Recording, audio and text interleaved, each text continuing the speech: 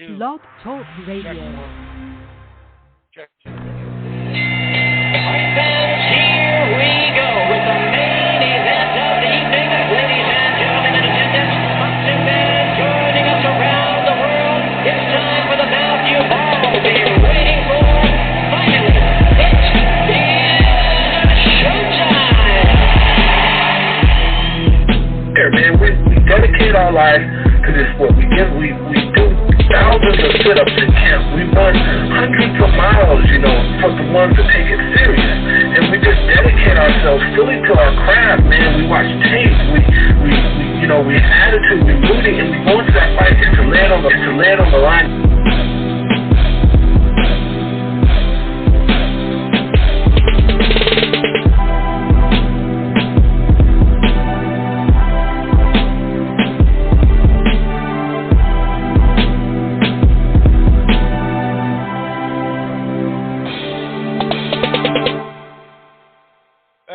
Boxing fans, is the Rope and Dope Radio podcast. I am your host, Chris Carlson. We are live on a Wednesday evening, early evening. We got a lot to talk about, both in and outside of the ring. Obviously, most of it has to do with in the ring, whether it's starting the show, recapping the Showtime triple header and the fights on ESPN Plus, which had some highlight reel knockouts by Zepeda and Boots Ennis.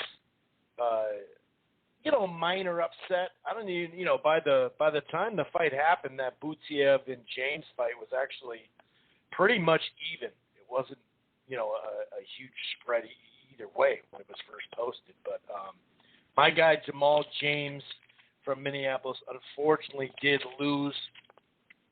Put up a good fight and whatnot.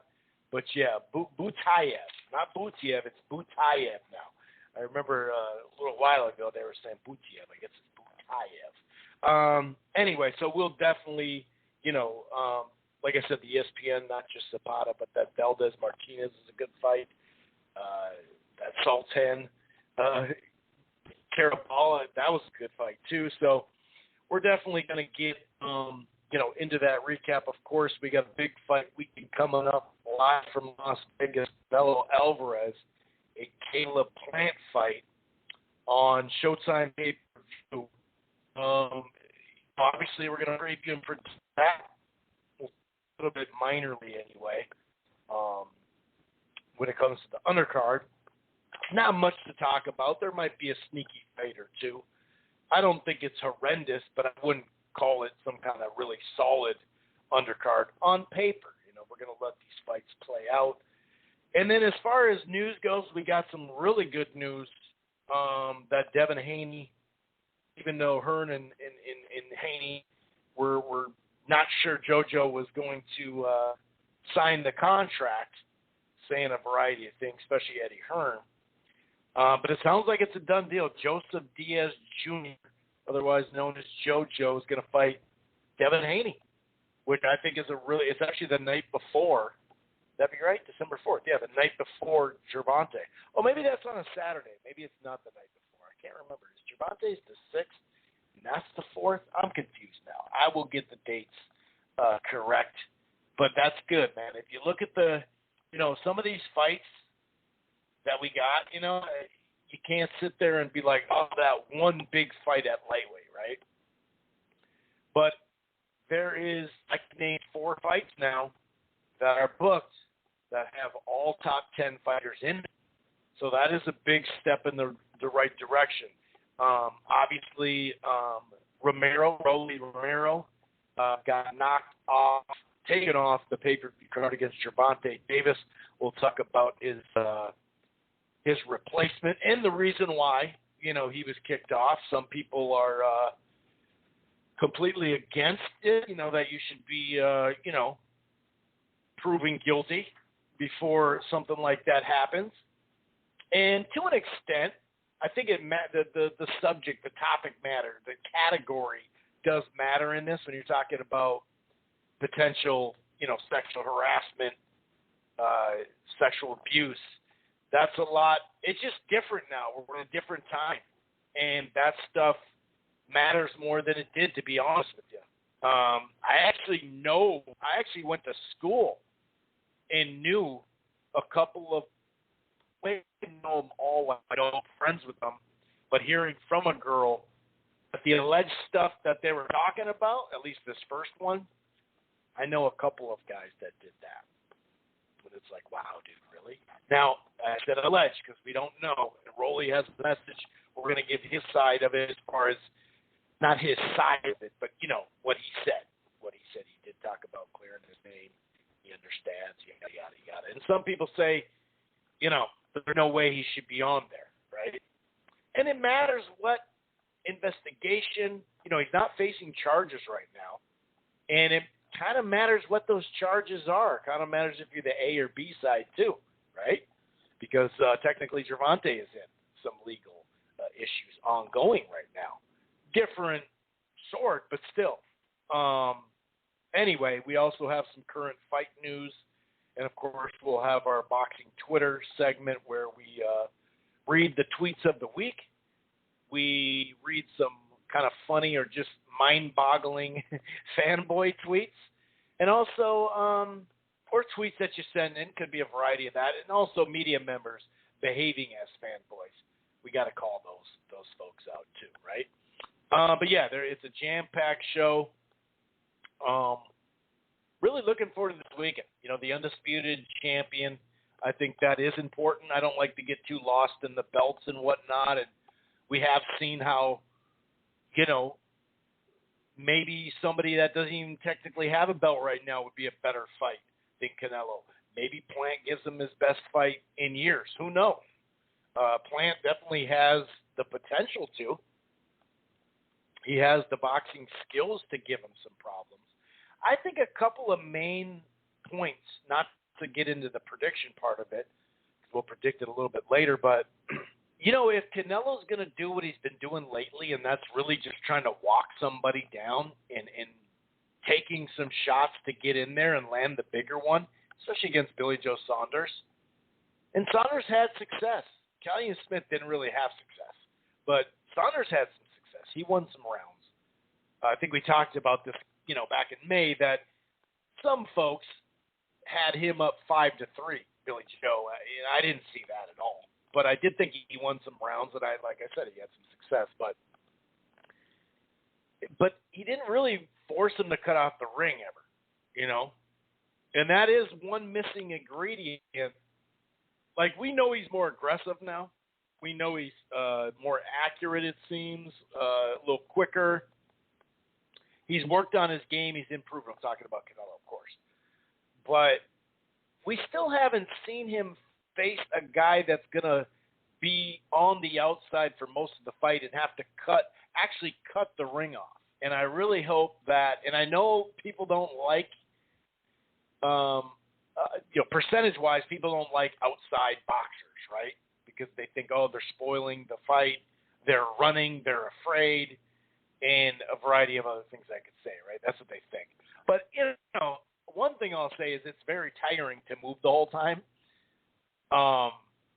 And maybe Billy Joe Saunders just thought, I can't move the whole time anyway, And he does have reach. He has height, Caleb Plant. So could he try to establish the center of the ring? Even Mayweather did push. People kind of forget about this, but early in that fight, he pushed Canelo back to the point where he was on the rope. He was landing to the body, to the head. It wasn't like he was just jabbing and moving. Now he did plenty of that. But he got his respect either way. And whether it's respect or a combination of respect and flustering somebody, I really think that Plant has to be that whole outside. Some of the stuff Andre Ward was talking about. Even when you can hear him talking to him. And I'm not saying, Ward gave him some suggestions, so he's going to win the fight off that. I'm saying, I really hope Plant uses his length and height and the fact that he's got good foot speed, he's got good hand speed, he's got a very solid jab. He can throw lead rights or counter with it, and he can just, whether it's a jab or a straight-up pot shot that's clean, right, like a shot that everybody in the arena, including the judges, see. Now, you could make the argument if he's on the outside the whole time like Lara, he's going to lose the fight. And that's fair. That is fair. But I think if Lara would have done a little more, he may have gotten a scorecard, you know. What were the two scorecards, 115, 113? Was that what it was? And then I think there was like a 9-3. But I don't know. Because it's like trying to knock Canelo out. I don't think he'd be able to do that. So, I don't know. You're kind of torn when you go against this, this level of A-side that Canelo is, because you want to put on a good show, you want to do this, you want to do that. You want to stand your ground. You're going to have to get respect, but I think if you're going to stand your ground, that maybe it either comes right away and then you move, or you slowly but surely get comfortable enough to stand your ground and make it back up. But I really think that him missing is going to be key. You got to make Canelo flustered, frustrated, or just not look great. He's looked great for several fights now. And you got to, like I said, you got to make him cut off the actual ring. None of these guys, Kovalev, if you look at even the scorecards and that jab and some of the stuff he was doing, I think that Plant can replicate some of that. Now, you could say, well, he got knocked out. That's fine. How many rounds did Danny Jacobs fight? Or win, I should say. He fought 12, but how many did he win? Not that many, maybe 3 or something like that. But he's not a guy that on the outside or in the middle of the ring is going to win a ton of fights that way, He's a guy that, inches forward and tries to knock you out and hurt you to the body and whatnot. Even though he can give you that amateur style, he did it against Golovkin, and then I guess he may have gotten confident with that and started pushing Golovkin back and hurting him to the body and whatnot. But yeah, the hand speed, basically the stuff that you have, right? The height, the length, the hand speed, foot speed. Like I said, I'm kind of repeating myself here, but he's got to take full advantage of that. And we haven't seen a guy move all that much. Like you could even say, well, Trout, could he replicate what Trout could do? Yeah, possibly. But remember, in our heads, we had a different respect and even a pedigree for Trout because he had just beaten Cotto. Now, you could say Cotto overtrained because, remember, he's in the mountains and he did kind of not look himself that fight. But either way, coming off that victory, he outboxed him. There's just no way around it, So you had more confidence in, like, he could do this for a good chunk of the fight, because he had done it. We saw him do it against someone we really knew. Now, I'm not trying to take anything away from, Truax or Uzgatagi, all that, but they're not Cotto. They're just not Cotto. So, it's interesting. Is Canelo, there's that personal thing. It's personal this time. And, the last fight, he kind of fought like it was personal a little bit, if we're being honest, because he was just coming at him. And he literally was just trying to load up on shots. And we didn't, I should say, always see that out of Canelo. Canelo established his jab. He took his time. Before, he was kind of worrying about gassing because, remember, he would get tired. Now, he'd find his second win, but there'd be lulls in the fight. And there's naturally lulls in the fight anyway.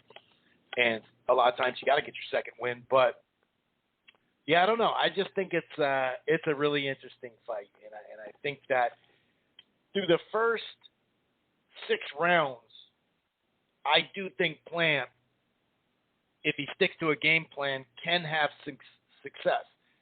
Similar to what Billy Joe Saunders did, similar to what Kovalev did. Callum Smith, like I said, didn't have really any success.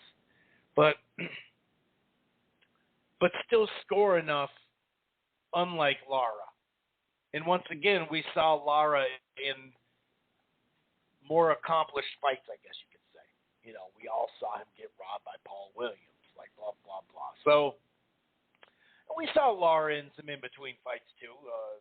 Martirosyan and, before that. So I guess we should, taper some of that off. But we're going to get into this in not so long here. If this is your first time listening to the Rope-A-Dope Radio podcast, welcome. It streams live right here on blogtalkradio.com/Rope-A-Dope Radio. You don't have to go to Blog Talk and in Rope-A-Dope and download the show directly there. Listen to the browser if you don't want to. This here platform can be found on Apple Podcasts, iHeartRadio, Player FM, TuneIn, Stitcher, Spreaker, really almost across the board. We're also part of the Grueling Truth Sports Podcast Network.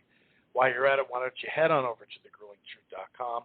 And one more thing, if you're thinking about cutting the cord or you're not quite happy about it, I got something for you. It's called DirecTV Stream. The prices start as low as $69.99 a month. It's the best of live TV and on demand, no annual contract, no hidden fees. If you upgrade to the Choice or Ultimate packages, that gives you free 3 months of HBO Max, plus you enjoy regional sports networks with no additional fees. If you go up to the Premier package, boxing fans, you get Showtime and HBO Max involved already. It's already included. That's DirecTV Stream. Okay, so like I said, we had a good weekend. I thought we had a very good weekend. Like I said, some highlight reel knockouts and whatnot. I thought that Rivera, I thought he looked good. I thought he looked pretty good. It was kind of like borderline performance, like decent at times, good at times, like a good outing for him. But it wasn't great. He even said that he could kind of work upon that. But hey, it's another fight against a somewhat experienced guy. They're building them. So I don't know. I don't have a ton to say about that opening fight against Romero. I thought it was good, right? It didn't blow me away. There's he's just got to keep improving. I think that's the biggest thing. Ennis really didn't give us much time to even break down what he was doing. I mean, he came out super sharp with the jab. Like a minute in, he freaking threw that chopping right hand, knocks him down. And then Delorme actually caught him pretty good. But, Boots came back with 2 right hooks. He got caught with. Did he get caught with 2 right hooks, or was it just one? But either, I think it was 1 or 2. But that straight left hand, basically almost every punch Ennis threw, which is not many, it was a wrap. And I understand Delorme saying, where he landed the punch. This is something we talk about throughout the year, throughout boxing, right, is sometimes the defender in that moment is moving his head and bending a certain way so the punch lands that way, or just moving in general, so it's a moving target, which a lot of times it is, right? And so I don't think Ennis went to go hit him where he actually hit him, like made it like, I'm going to do this, I think it just kind of happens. And I get it. I get that Delorme's trying to do this, but it is what it is. And what he did to Lipinets, what he did to Delorme, does Boots want bigger fights? Because he keeps doing this, he's not going to get him for a while. No, I'm just kidding. But I'm not really, The high risk, low reward stuff that, comes up in boxing as you're developing fighters and whatnot. And, the hardcore fight fan on Twitter, even Magic Johnson and some NBA players and hip-hop dudes and a variety of people online do follow this kid. You know what I mean? And I don't know. I mean, like I said, there's not much to take from the fight. He didn't show a ton of weaknesses. He gets hit from time to time. We'll see if he tightens that up the higher he goes. But the explosiveness, the combination punching, when he's trying to knock you out, the versatility this dude has, he's a handful.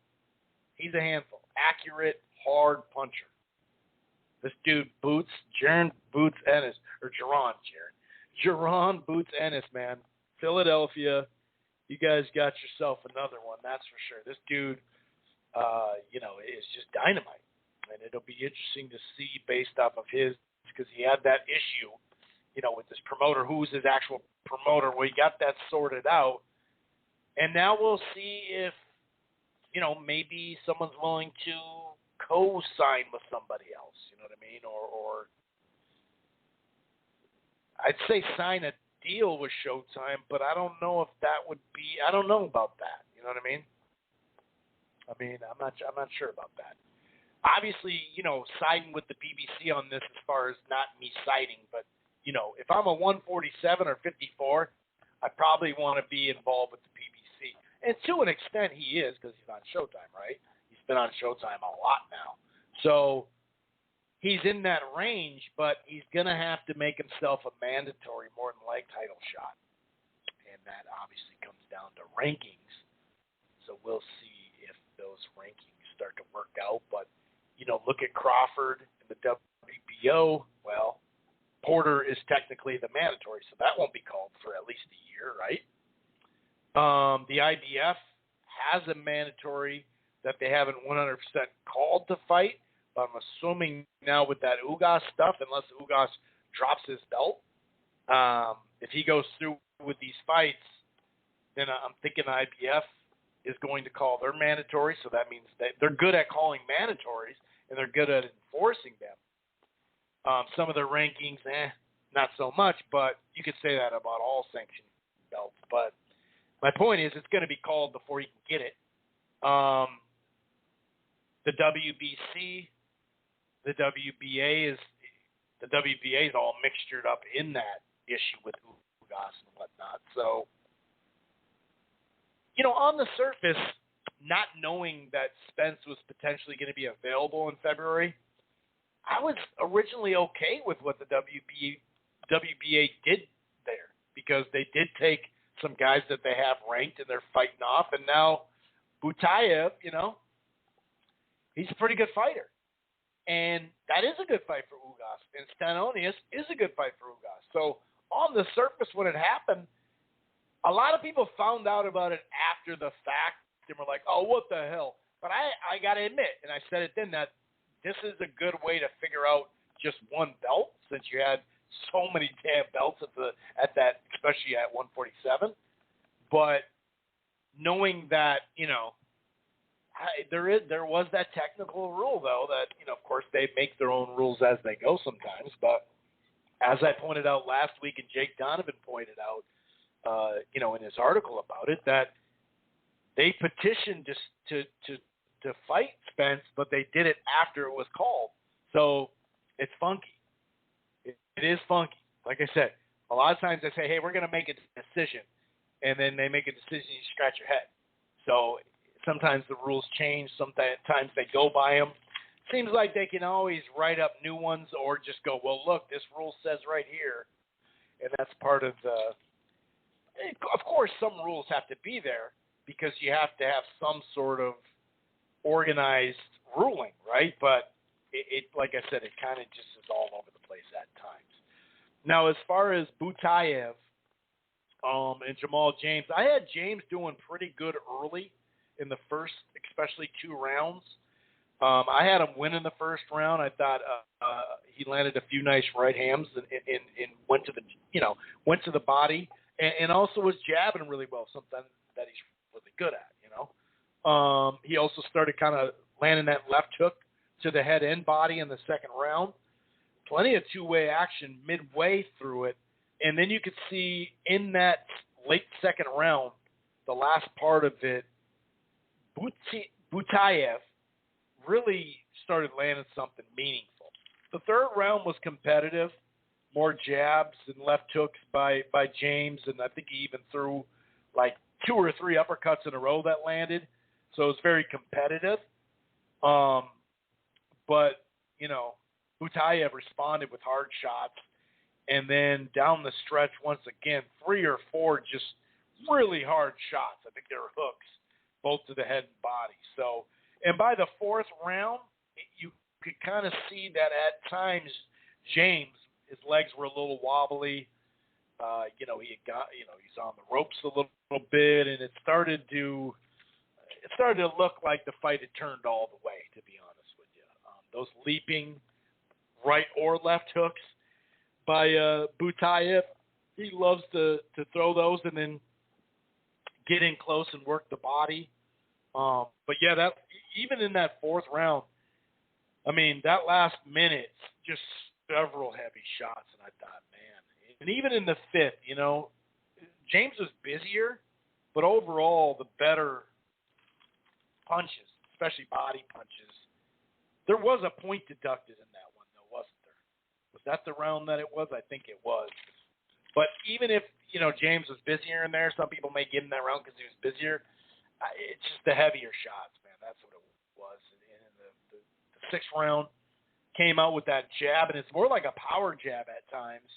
Those leaping right hooks and then the left hook. And then you started to see James having some success, but not nearly enough. And just, you know, wearing him down, going to the body, getting him on the ropes. And still some back and forth within the rounds. James wasn't just getting demolished.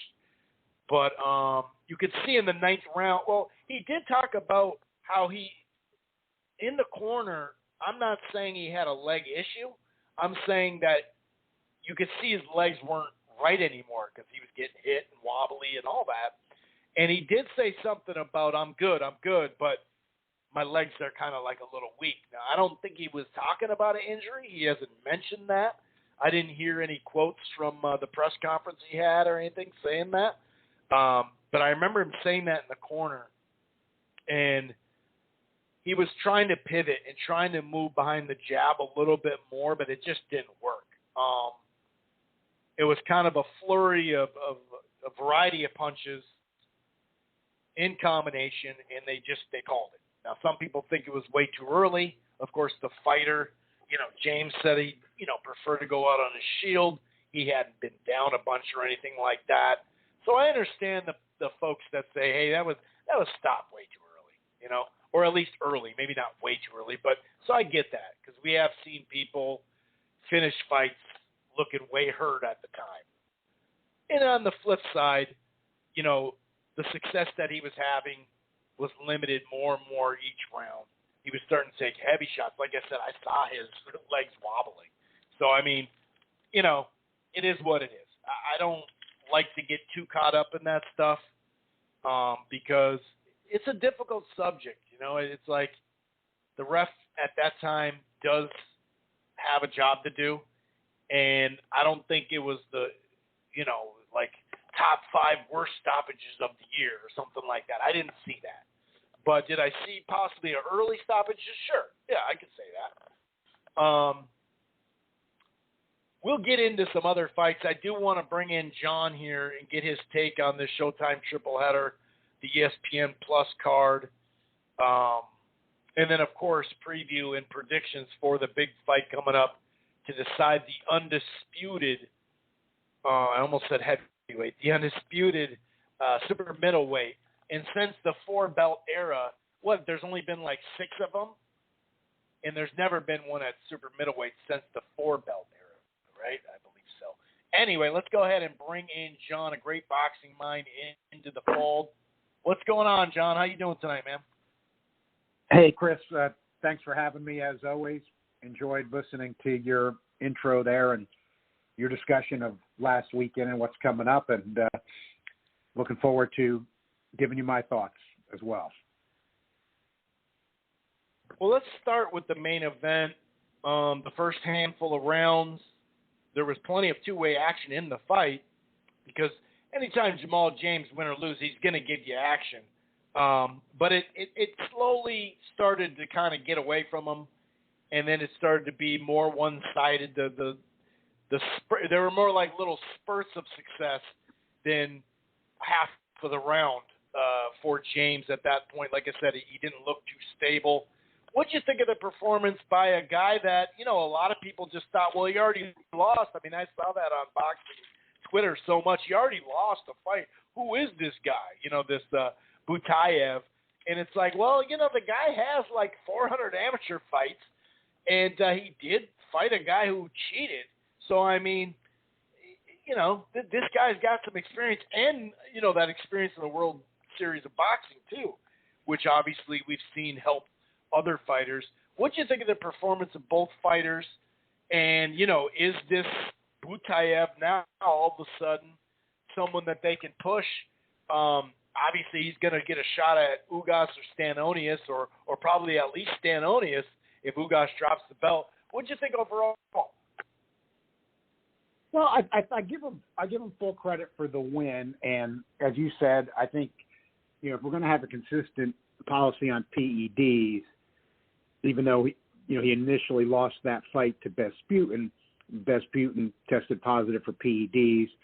If we're going to be consistent, how can you fault Butaev for that? He was fighting a guy that was on an illegal performance enhancer, went to a decision. So I think that is a situation where you really can't hold it against him. So that's the way I treated it. So I was kind of trying to forget that law. You keep it in your mind because you saw the fight, and as much as the PEDs matter, it's not. I think the decision, to take the victory away from Vesputin is right in that situation, but you don't know exact PED played in putting him over the top. So you still kind of keep the fight in your back of your mind, which I did. That's why I thought this was a close call. The odds makers had it real close. Then there was late money going in on Butaev. I myself picked James in a close call. I thought the fight was going somewhat like I expected, except for the fact that James was taking a little more punishment to the body than I expected.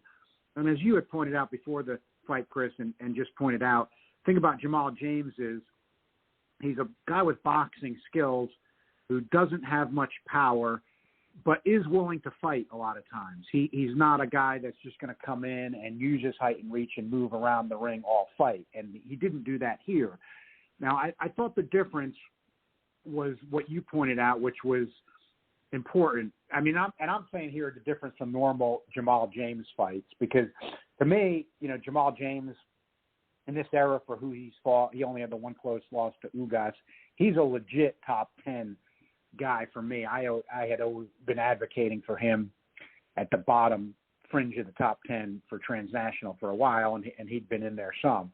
And I thought that was appropriate for him. So, it's a legit fight here while you got Butaev, a guy trying to knock on the door of the legit top 10, and James, a guy that has legitimately cracked in. And the fight was very competitive. James got up to a real good start, doing his usual, where he lands a lot of punches and he's active, but he just doesn't have that big pop. And that's what we saw there. Butaev probably knew that going in, and, wasn't really respecting James's power that much. But I thought the key, getting back to, again, what you had pointed out, and I think was the key, was, when James started taking a lot of those body shots from Butaev, he did say in his corner, my legs, I got a problem with my legs. And my interpretation of that was not leg injury. I don't think he was talking about it there. I thought he was talking about, like, weakness from taking the body punishment. So that was something against him. Exactly. But I do have a bit of a different take on a lot of it than a lot of people I saw immediately after the fight. But frankly, not much different.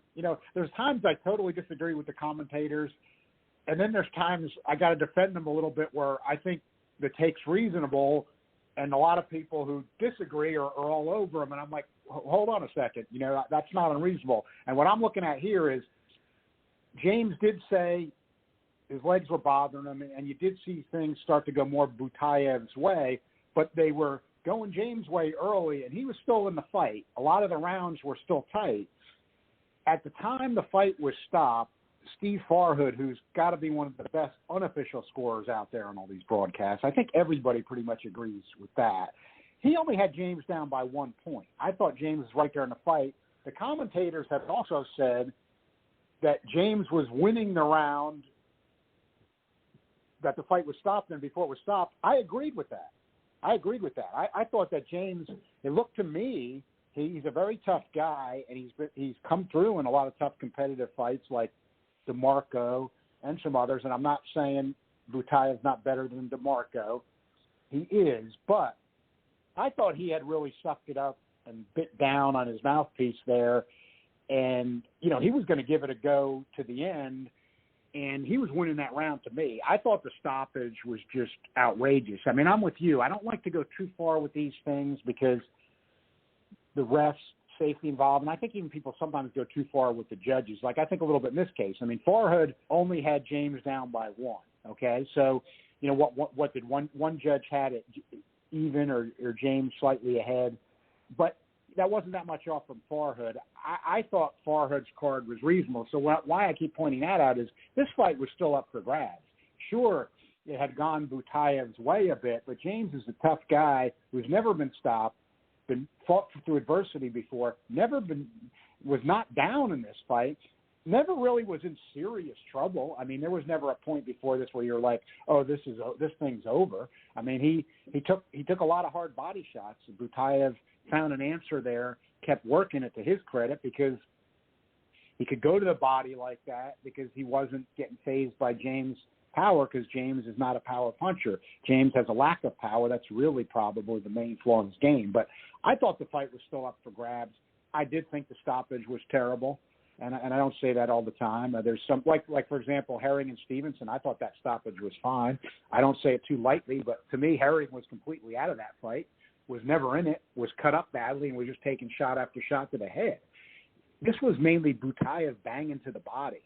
You know, I know James's face was marked up some, but I didn't think during the course of the fight he landed a ton of effective headshots. I thought it was a vicious body attack. I give him credit for it, and it worked. It obviously weakened James. You heard him complaining in the corner. I attributed what he said about the legs to the body shots, and that's where he was having the most trouble. But I thought he had bit down, and he was winning the round, and there was no logic to when that fight was stopped. There was no sequence, and I just thought it was a terrible stoppage. Who knows, Butaev might have still gone on to get the winner to stoppage. It's not something where I'm not giving him full credit for the win, so people understand that. I'm not going to, in that sense, go in and say, oh, you know, because of that stoppage, that wasn't legit. I think people often go too far with that. I mean, we have to give credence to the referee's decisions, the judge's decisions, probably more than people are willing to. So I give Butaev full credit. I think he belongs in the top 10 now at the bottom part. And transnational, I was in agreement with that. He did get in there, and I think that that's fair and warranted because, to me, Jamal James is a legitimate contender-level guy. So I give Butaev credit for that performance, but I thought that the stoppage was garbage. Here's one thing in the fight that troubled me a little bit going in that, to me, I think kind of was the difference. You know, in the modern era, when people even get near contender level, and we all agree they start not fighting that much, you know, a couple times a year max. You know, it kind of almost escapes us how old they get. You know, like I'm looking before the fight that James is 33. He doesn't seem 33. You know, he feels like a young contender just breaking the top 10, but he's 33 and Butaev's 27. Now, that concerned me because, and I thought that was a big factor that wasn't discussed much. You know, that's at a weight like 147 pounds, that's a significant difference. You know, I mean, James at 33, even though it doesn't feel like he's been around that long, I think that was kind of some of the difference. You know, Butaev's 27. He's banging away at the body. He's taking his fair share of punishment, too, in these fights. Right. Yes. It's not like he's been a no-contact fighter. I mean, even his fight with Delorme, there was a lot of shots exchanged. DeMarco, he's had quite a few like that. So you're right, Chris. So it's 33. He's taking shots. And I think that was a difference because what I hate to say, and again, full credit for the win to Butaev, a very good performance. He's a legit top 10 guy. But I like Jamal James, so I hate to say this, and I think the stoppage was not good, not correct. But with all that understood, I hate saying it, but at 33, taking that punishment, the punishment he's taken in some other fights, probably end of the road as being a contender. I mean, like, I don't think there'll be another run. And that's where you almost fall more into the gatekeeper opponent level. And PBC, as you correctly pointed out, they got so many people at 147 and 154.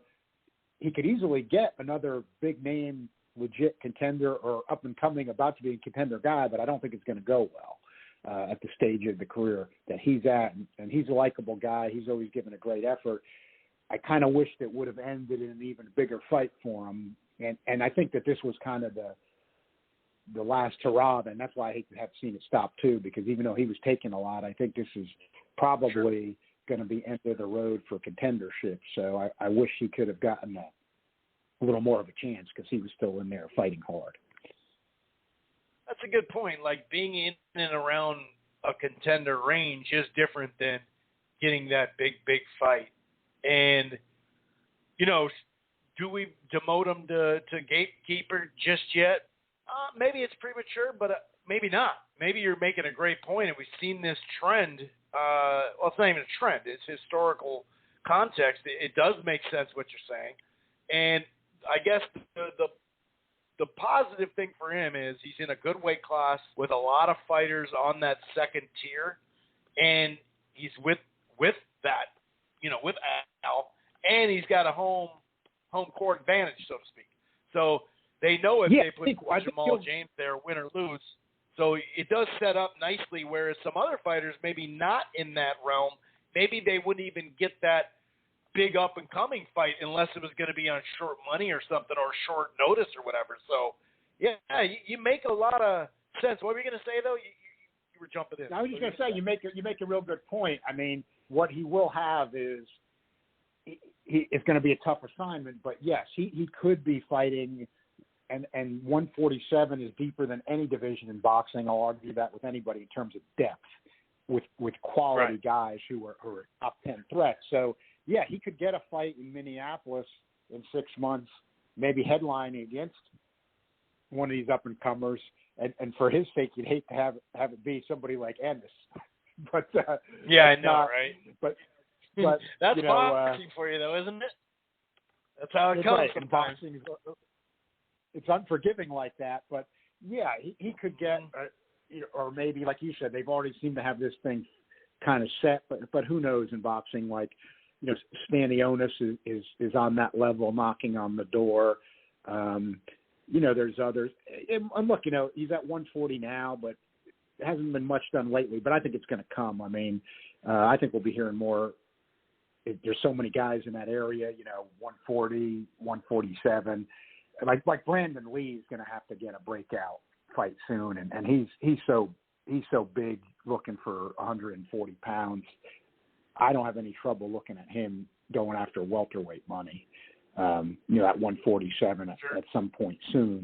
So yeah, guys like that, those are tough assignments. Now, as we know, sometimes that's how you revive your career, and that's where boxing's rough because that's a tough way to have to do it. Unlike other sports where you don't get hit. But, yeah, it may be – I think James gets something like that. PBC, that's one thing, you know, Al Heyman does do. There's pros and cons of it. But I've kind of come to like it somewhat over the years because, look, the fighter's got the decision if he wants to keep fighting or not. And what Al Heyman does that you didn't used to see with other promotions is – and, look, Top Rank still cuts people loose all the time. Al Heyman's going to give you the fights and a chance to keep getting paydays. I mean, legitimately. Like, if you want to keep fighting, and, you know, you've heard Angulo say that. He loves Al Heyman. You know, you heard him say that many times. He kept losing. And then he got that one upset win over Quillen. Then he lost again. But, I mean, like, he was just very grateful. Like, he wanted to keep fighting and getting paid. And anytime he would pick up those losses, you know, Al Heyman kept answering the phone and putting them out there. Like I said, some people don't like that, but when I was younger following the sport, I didn't kind of like that. But then I saw, you know, what happens like when you need that payday and you're in the fighter's shoes and you want to keep fighting, and then all of a sudden everybody that was with you, your management, your trainer, promoter, they don't want to take your calls anymore. That was cruel. I mean, you used to see that, you know, used to see that a lot. I hate saying it, but it's just the truth because it happened because they were Jersey guys. But, you know, I used to see the Duvas do that with a lot of fighters. You know, it was like all of a sudden the guy, like what they would do was like James picked up this loss and then in their minds, you know, they can't really do anything with him anymore. And it was, he's had a good run. It's time to call it a day.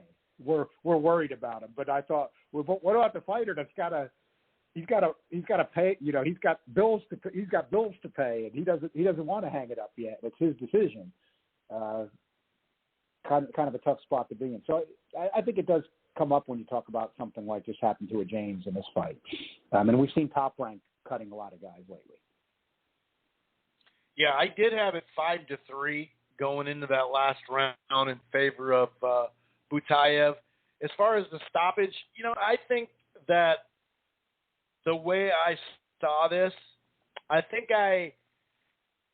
because I have a bias towards James, I just fully admit it.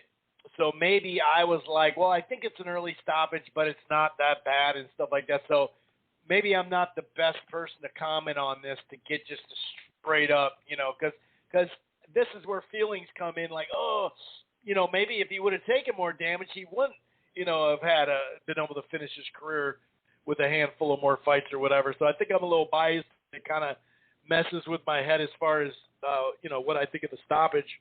Because I also I think I'm holding myself back from going over the top and saying that's the worst stoppage ever just because it happened to a hometown dude. You know what I mean? I don't want to be like that either. So I think I'm kind of all over the place. It was early. I think that's pretty obvious. But I didn't have like a crazy problem with it. But then the way you explained it, and especially if this is one of his last big opportunities, yeah, you're right. I mean, to go down the stretch like that and to be in the fight, because he definitely was in the fight. Like I said, I had it 5-3. One of the judges had it a little closer, I think. So yeah, it is what it is, and I think he will. You know, it sounds like he's going to bounce back. We'll see if he actually bounced back or not, but he's definitely going to fight on. I couldn't attend it, but there was a press conference here locally because the Circle of Discipline, the gym that he trains out of and does a lot of community work out of, they actually got a new space, and it's a better space and all that. I wasn't able to get down there and see it, but just seeing the pictures and noticing how it compared to the last place. So I'm really happy there, but he did announce that he's going to keep fighting and stuff like that. And, you know, he gave his credit to his opponent. He was the better man and whatnot. And then they also said David Morrell Jr. is going to fight in December, too. It sounds like December 18th. I'm assuming at the Armory. So that's something that was talked about last night. Okay, let's kind of combo up the opening bout and then obviously Boots Ennis, too, for the Showtime as we wrap it up. What did you think of those two fights? Well, I've become real interested in Rivera in recent fights because he looks like the real deal. So I was watching the Top Rank card at the same time, but I missed that good brawl because I was just focused on the Rivera fight. So I think I could definitely comment on that because I was real interested in this guy, and for what kind of fight it was, I was very focused on it. And he dominated the fight, won every round, no problem. You know, looked good with what he was doing. And I feel like I was definitely on to something with this. You know, I said that this Romero guy was just in to survive against Isaac Cruz, and he didn't take really enough heat for that. People were making like that was a more competitive fight than it was. And the guy did the same exact thing with Rivera. Like he doesn't do anything. He's in survival mode. And then he gets to like the last 15, 20 seconds of the round and he fires a bunch of soft shots, pretending he's still in it, doing something.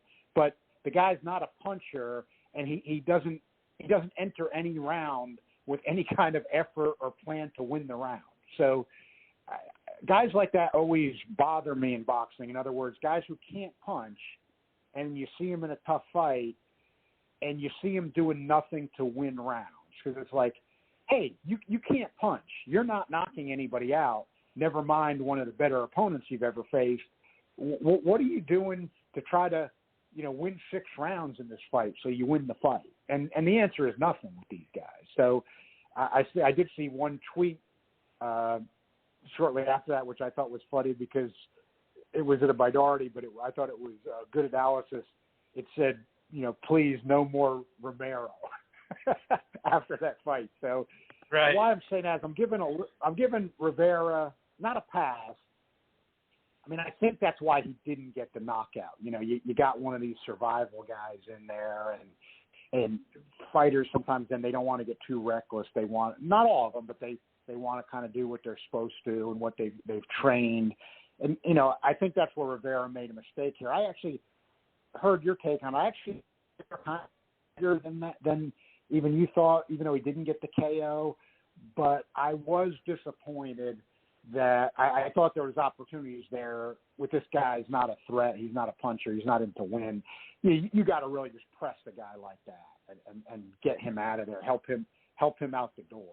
You know, when guys like that are giving you the opening and they're not doing that much, you got to help them out the door. And Rivera didn't do that. I'm pointing, especially because I think he's got the power to do it. I mean, he knocked out John Fernandez, who is a 20 times better fighter than this Romero guy, but he comes to try to win. But he's got some pop too, so Rivera had to deal with that, and he knocked out John Fernandez. So that's what I mean. Like I just think Rivera should have had an awareness of what he was in with, especially after if they talked about or he watched the tape of this guy fighting Cruz, and just should have stepped on the gas with this guy and got him out of there. So that was disappointing, and that's one. I'll add one point there, because I talked about where I felt like there was some good commentary. In that fight, I thought there was some awful commentary. I mean, they were saying, Maris, Bernstein, and Mora were saying, if this guy Romero would just get back down to 130 pounds, it'd all be okay. And I was like, I don't care if this guy cuts weight down to 122 pounds. It's not going to be okay. This guy was not getting dominated by Michel Rivera because he was fighting at 135 pounds instead of 130 pounds. He's getting dominated because he goes into survival mode against difficult opponents that he can't punch. So that's not going to change at 130 pounds. So I thought that was silly. But that was my take on that. Now, Ennis, I think it is a good segue, because what you saw with Boots Ennis was now he was even in the equivalent of being in with a tougher guy in Thomas Delorme, a much tougher guy than Rivera was. And you saw Ennis come out and just obliterate Delorme with accurate power punching. Delorme doesn't take the best shot, but he's tough, and he survived knockdowns in other fights to have very competitive fights, including with Ugas, Jesse Vargas. Now they're not they're punchers like Ennis is, so that's where you get some difference. But Ennis was very accurate. Delorme couldn't take his power, because Delorme has proven to be a tough guy, and he's got some skills. He's no chump. And great performance by Ennis. But what I loved about Ennis is it does fit with what, like you saw Rivera not do against Romero. Now, Delorme wasn't going to be in for survival mode like Romero, the guy fighting Rivera, but still, you saw Ennis coming right out, looking to make a statement. And like you mentioned correctly, I thought you didn't, but a lot of other people I thought made too big a deal out of it. Okay, so Delorme hit him with a shot. That's because Ennis is thinking correctly. Delorme's not that big of a puncher. I'm going to make a statement here and get this guy out of there. Like, in other words, I don't think Jaron Ennis has any kind of defensive deficiencies or anything like that. I thought people were silly talking about that the next day. All you have to do is I've seen fight enough. He was just making a statement to get the guy out of there, and he did it very successfully. Like you said, it was a highlight reel type KO. And all fighters have learned, and all fighters following boxing will ultimately have some deficiencies with fighting good enough opposition and long enough time goes by. But with that said, I don't think now Ennis is showing any. I wasn't worried about him getting hit with that one shot by Delorme. I just thought he was going for a statement KO. My worry a few nights ago was it looked to me like he got a little bit inaccurate at times, but I'm with you, what you said earlier. You look at the Lipinets fight and you look at this Delorme fight, the two best guys he's fought, and I'm not seeing the accuracy problems. I mean, he's now pinpointing the shots too, because he's got the power, he's got the speed, he's got the boxing skill. So there will ultimately be some deficiencies, but he's not showing them right now. And it's going to be hard for him to get people to fight him, like people are saying. I myself don't necessarily, as you know, I just don't take the alphabet seriously. I think even people overrate the mandatory stuff, especially with all the boxing politics involved and how they deal with certain promoters. I mean, look, fighters aren't going to take a fight with a guy if it's not worth their while, as tough as Ennis. But money still always talks. So what I'm saying is, even if you were talking about some belt, if the money's not there, they're not going to fight Ennis. It comes down to the money. I mean, if and that's where I think you made a good point too, and people are discussing, I think, correctly. I mean, even Keith Idec said it, and he writes for Boxing Scene, which CBS and Showtime own. So there's some insight. There's some insight there. He said it straight out, and I would think he probably does know some stuff. They like Ennis, but if Ennis is not going to sign with Al, and look, they all do this, so this is not unusual. But if Ennis is not going to sign with Al Heyman, they're not going to give him they're not going to give him everybody, and you can understand that. I mean, how much money are they going to put into it? The way the boxing world works, if they don't have any commitment from Ennis, so it might come down to that. In other words, is he gonna sign with Al Heyman and PBC and like full time, so to speak? Then that money might become available if they want to make him a star with the kind of abilities he's got. But if he doesn't, then I don't know what fights he's going to get. It's going to probably be more of this type of stuff we've been seeing. Yeah, I mean, we can all agree that that's what sucks. It's one of the items out of multiple items that does suck about boxing, but it's reality. So a lot of people like to kick rocks and all that, and whatever. But you can kick rocks all you want, but this is just reality. So it'll be interesting to see. And now it's not like he'd be signing with another promoter. I know that even in that court trial with Golden Boy and the PBC, he was labeled as a packager. And I think that because he does package all this stuff together for his clients. So technically, by law, he's not a promoter, right? But the reason why I bring this up is because he's not going to take promoter money out of your cut along with another manager. You know what I mean? So at least they'd be signing up, as a pretty good deal rather than having to co-promote, which takes even more money out of the pocket. So, yeah, we'll see. I mean, obviously, it's helpful that we now know who represents him, and now moving forward, we'll see where this all goes. Because, at the same time, should Ennis tie this wheel to something that it may take him a while to get big fights anyway. I mean, that's kind of all over the place when it comes to that. So. We'll definitely see, but it's hard not to keep an eye on him. That's for sure. Moving over to and by the way, 508, we're right in the middle of a segment. Definitely want to go to you and get your thoughts. Just giving you a heads up. So if you got some time, I'll definitely go to you. Just maybe you're just listening to, but it looks like you pressed one. So 508, just so you know. Now, moving over to the ESPN Plus, Jose Zepeda and Josue Vargas. I mean, there isn't much to talk about this round by round, obviously, right? That left hand just starched Vargas. I mean, he almost kind of he was almost out of the ring a little bit trying to get up. He was definitely hurt. The flurries, TKO. I mean, this is probably the best case scenario for Zepeda to get this win. I mean, you still don't know if how much is taken out of him because he didn't fight a bunch of rounds. So in this particular thing, to have a full camp, to have a quick knockout, and to stay fresh, it's probably the best outcome he could have. Yeah. See, I agree with you 100%, Chris. And the boxing historian in me even reached back, for example, because you and I both agreed went Zepeda, but I had concerned he might be done.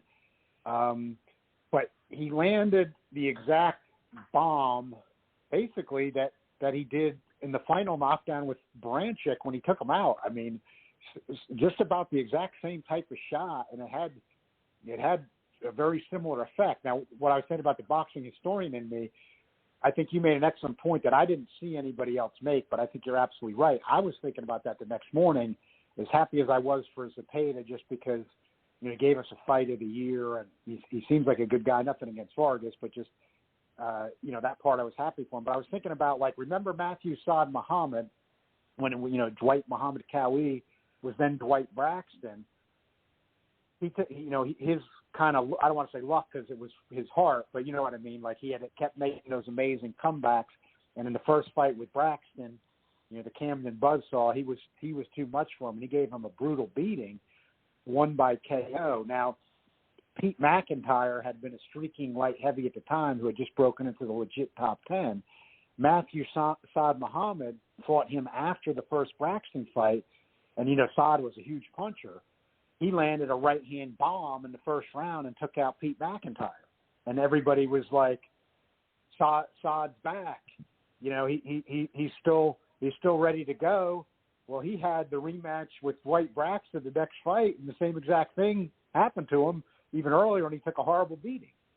So, you land the one bomb. Sometimes that doesn't necessarily mean you're all the way back. It just means you had enough and you landed one bomb. So you're right. I mean, with Zepeda, we don't know. It could mean his demise was greatly exaggerated after the Branchik war when he fought Lundy and didn't look good.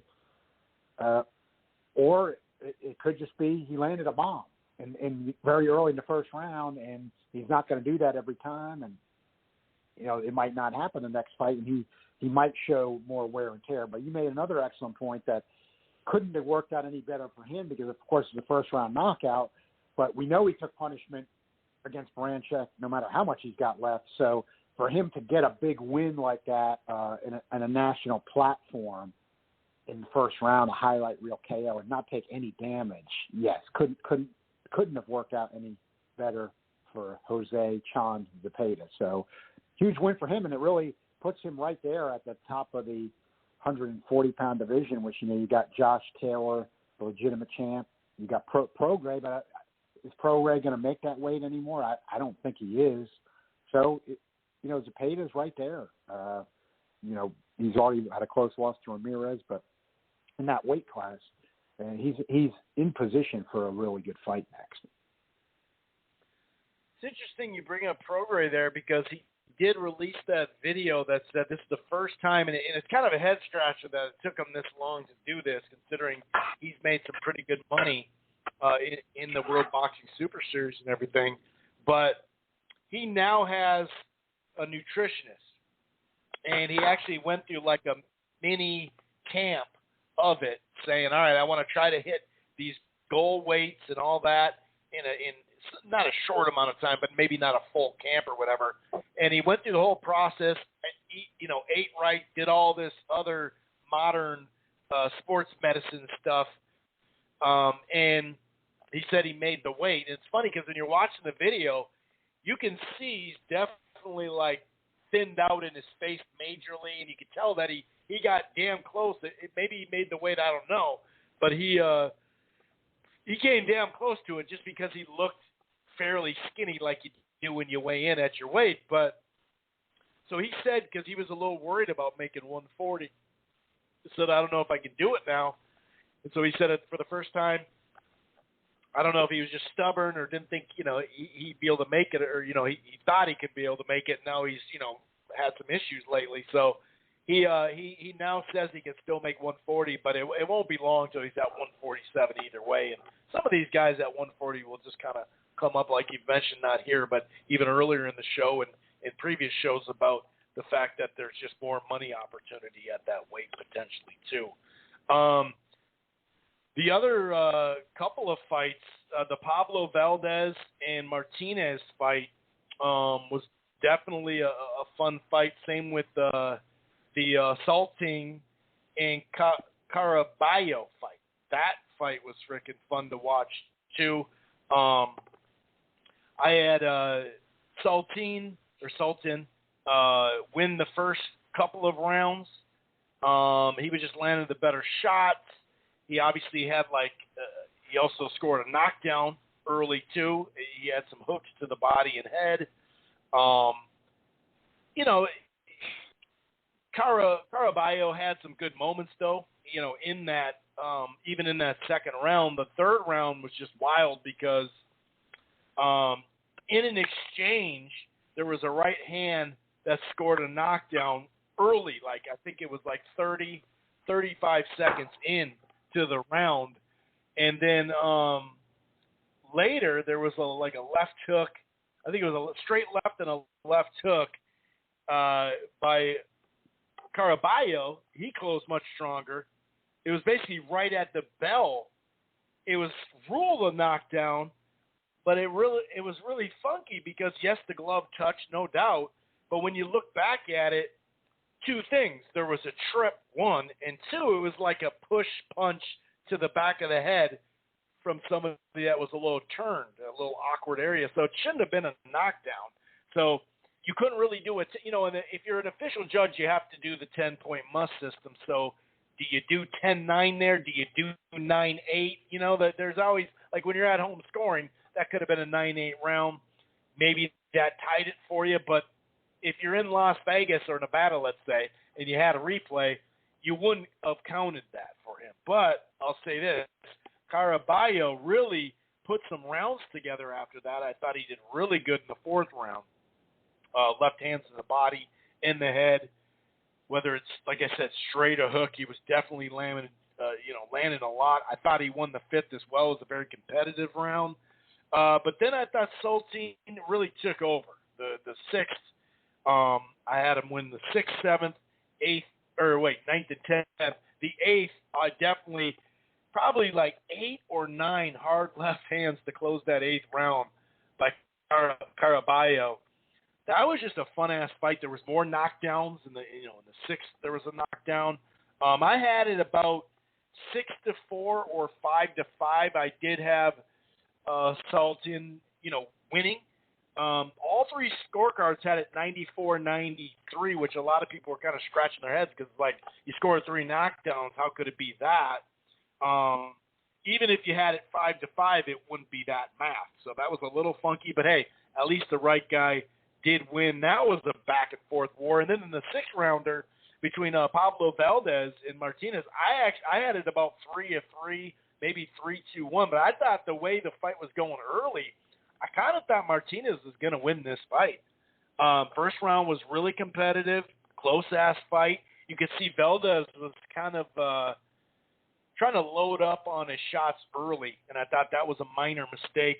But he did bounce back in the 2nd and 3rd, landed right hands really hard, especially in an exchange, I think, early in that 3rd round. A lot of exchanges back and forth in this one. It seemed like Martinez, even in the 2nd round, got the better of it, but then Valdez made up for it and, landed more flush shots. I gave Martinez the 4th, the left hand to the body, and the right hand, whether it was to the head or body, was landed really hard. And there was this moment where Martinez kind of hurt his ankle or leg or something, and it did seem legit. It seemed like he bent it weird. But they put this stool out for him to see if he wanted to continue. And that was a little different for me. You don't necessarily see them putting a stool out for you and, maybe they'd have you stand up and test it. But that was kind of so you're just going to sit on the stool? You already, I don't know. It's kind of a little weird thing. But either way, he did get back up and fight and landed some good shots. The 5th round was really competitive. Maybe you could give that to Martinez. And then the 6th round, back and forth round, early and late in the round, both landed good shots, throwing right hands apiece, throwing left hooks both as well. Probably a late. Valdez was kind of holding at times, but he did have a late flurry, so I gave him that round. But that was a really competitive fight. And someone had it a draw, 57-57, and the other two had it 59-55 for Valdez. And I thought, that's pretty wide. I would, I don't know. I don't know about those scorecards, but did you get a chance to see either of those fights? I know that you said you were watching one of them, watching that Showtime opener, and missed one of these. Yeah, unfortunately, I had it on, but I was focused on that Showtime opener, and I did miss those. I'm gonna watch the Caraballo and the Sultan on the app, but I haven't done that yet. So usually I like seeing them all live, and I had it on, but I got focused on Rivera. Arguably, with what happened, I got focused on the wrong fight, but I didn't get aware of what I was missing. Usually I'm going back and forth, and I was just trying to evaluate Rivera and got focused. So I've got to get back to those. I did see the whole. I didn't think I was going to, but then I did end up seeing most of the British card earlier in the day, except for the main event. But not too much to speak. Craig Richards does look like he has something. Took him a little while to get rid of his opponent, but when he did open up with the power, it looked pretty good. He's a pretty good sized light heavyweight, so that was the only thing that really stuck in my mind there. But the top ranked stuff before Zepeda, I do have to catch up on a little bit of that, which is not usually the case. Yeah, it's definitely worth it. And 508, just keep hanging on. I definitely want to give your take here. Let's get into preview and predicting this Canelo Alvarez Caleb Plant fight for the undisputed at 168. I was talking about it earlier in the show that, usually anyway, I think they said there was only 6 of them in the 4-belt era, because it's hard to get all the belts together, because you can create lineals without having anything to do with a WBO or a WBA or whatever the case may be. So, I don't know. It's kind of a strange thing, because you think, man, this is a big deal happening the last few years that we've gotten these, right? And even in the individual year that we've gotten to have these undisputeds. And so on one hand, you're like, this is great. I mean, if there's only been 6, and now we've had multiple, so that's a good sign. But in the same breath, sometimes it doesn't create lineal. Maybe David Benavidez, who doesn't even have a belt right now, maybe the toughest fight for him. Who knows? We'll see. What are your thoughts, especially I'd say in the first half of the fight?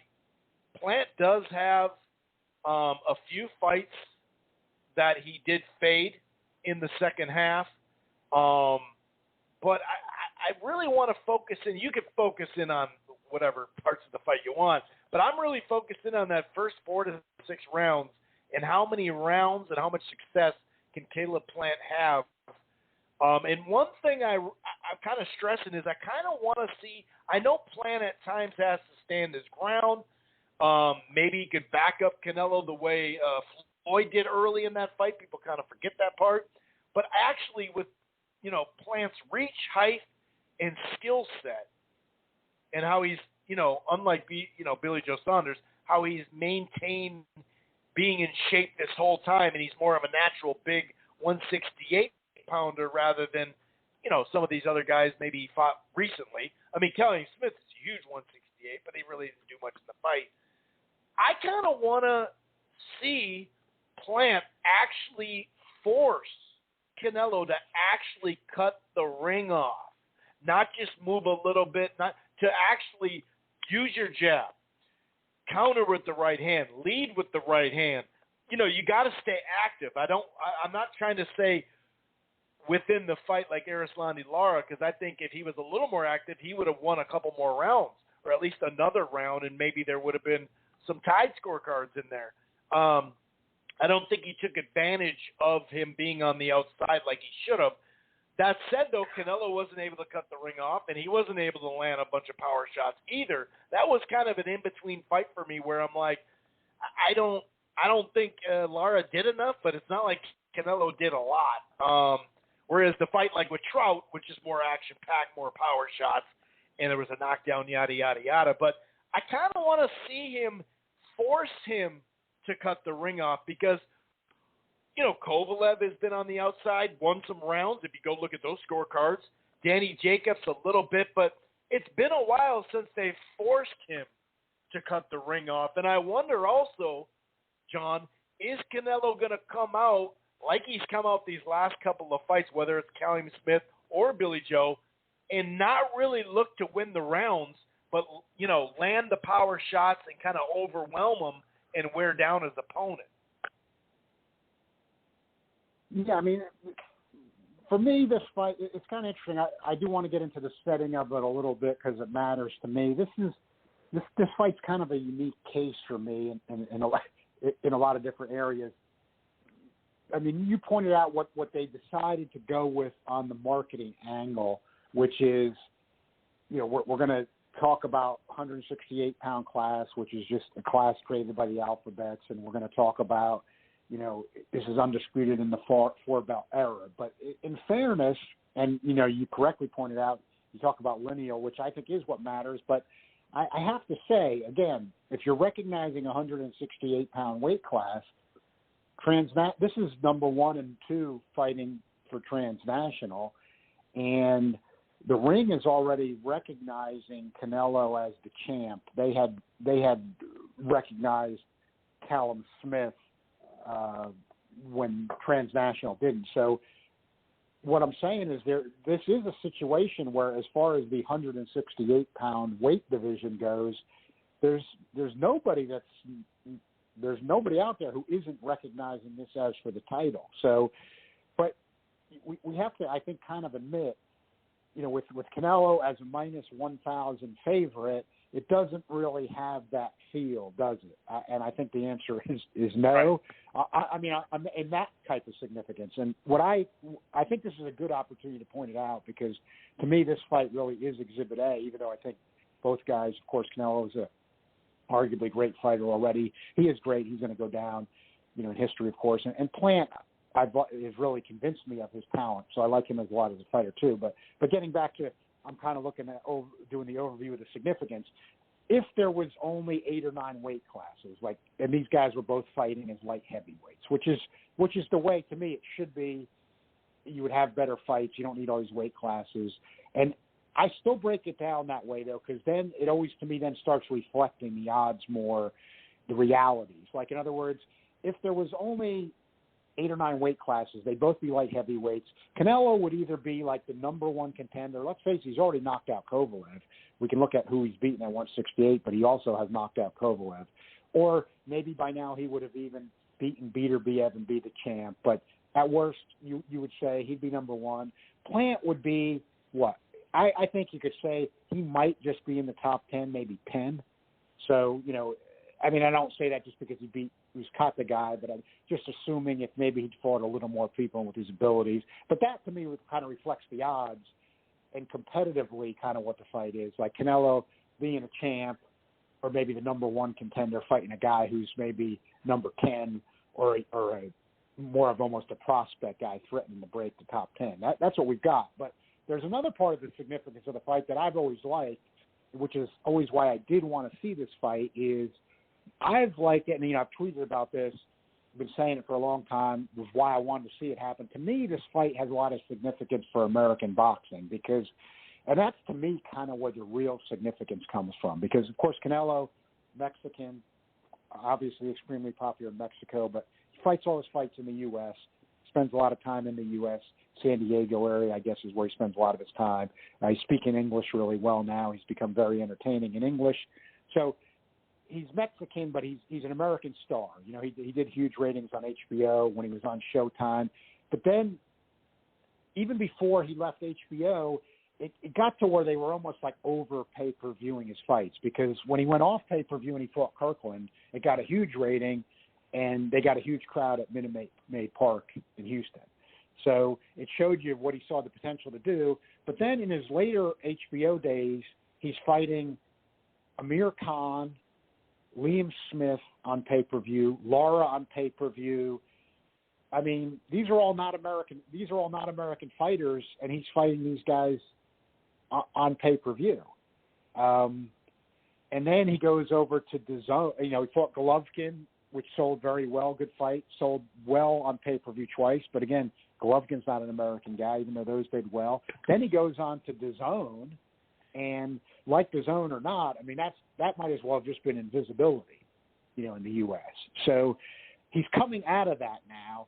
And when we saw PBC start in 2015, the idea was having all fighters of different nationalities, but of course a lot of Americans, getting them exposure on network TV like it used to be. I mean, that was Heyman's theme. I liked it, and that was the initial theme. Caleb Plant was one of those first guys, and he did well with his exposure, you know, basically culminating, wasn't his last, but in terms of doing really well. You know, he fought the guy on a Sunday night on FS1, not even on regular Fox, and he did about $1 million. Yeah, that's really good for, you know, basic cable sports channel, you know, with what it was competing with. Sunday night's the most watched night in television.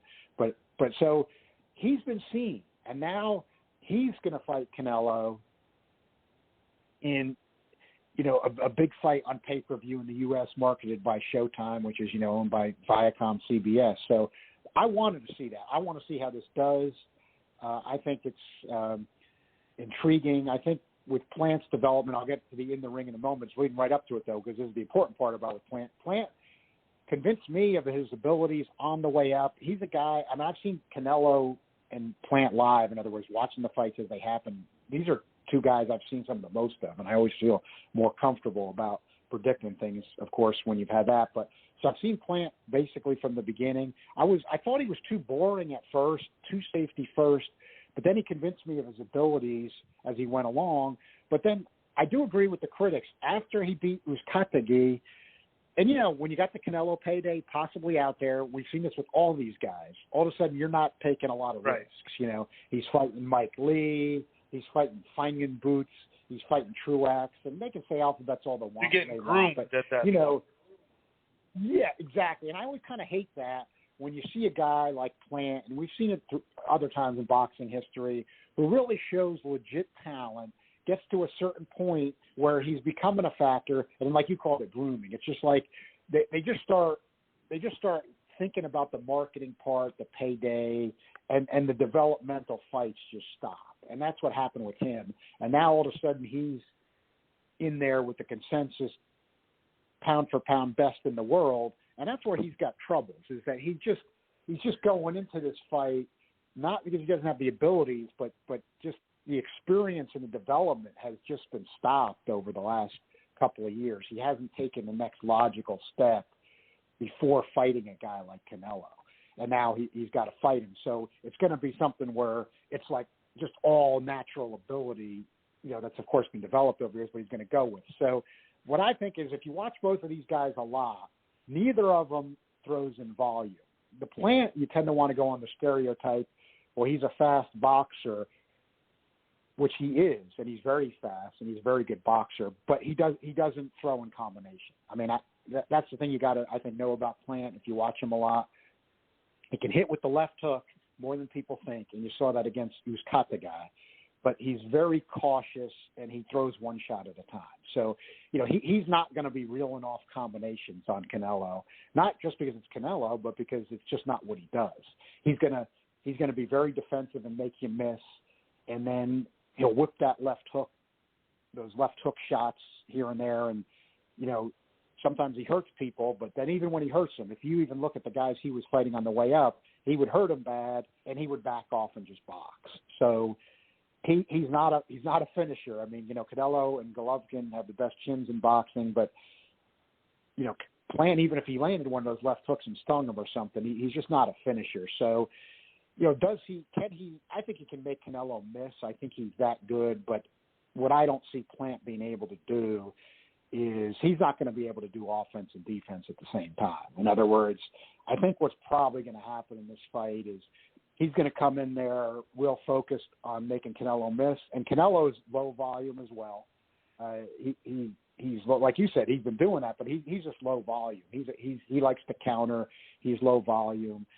I think Canelo will be the same cautious self, but he'll probably throw a little bit more than Plant. I could see where this might not be a very exciting fight.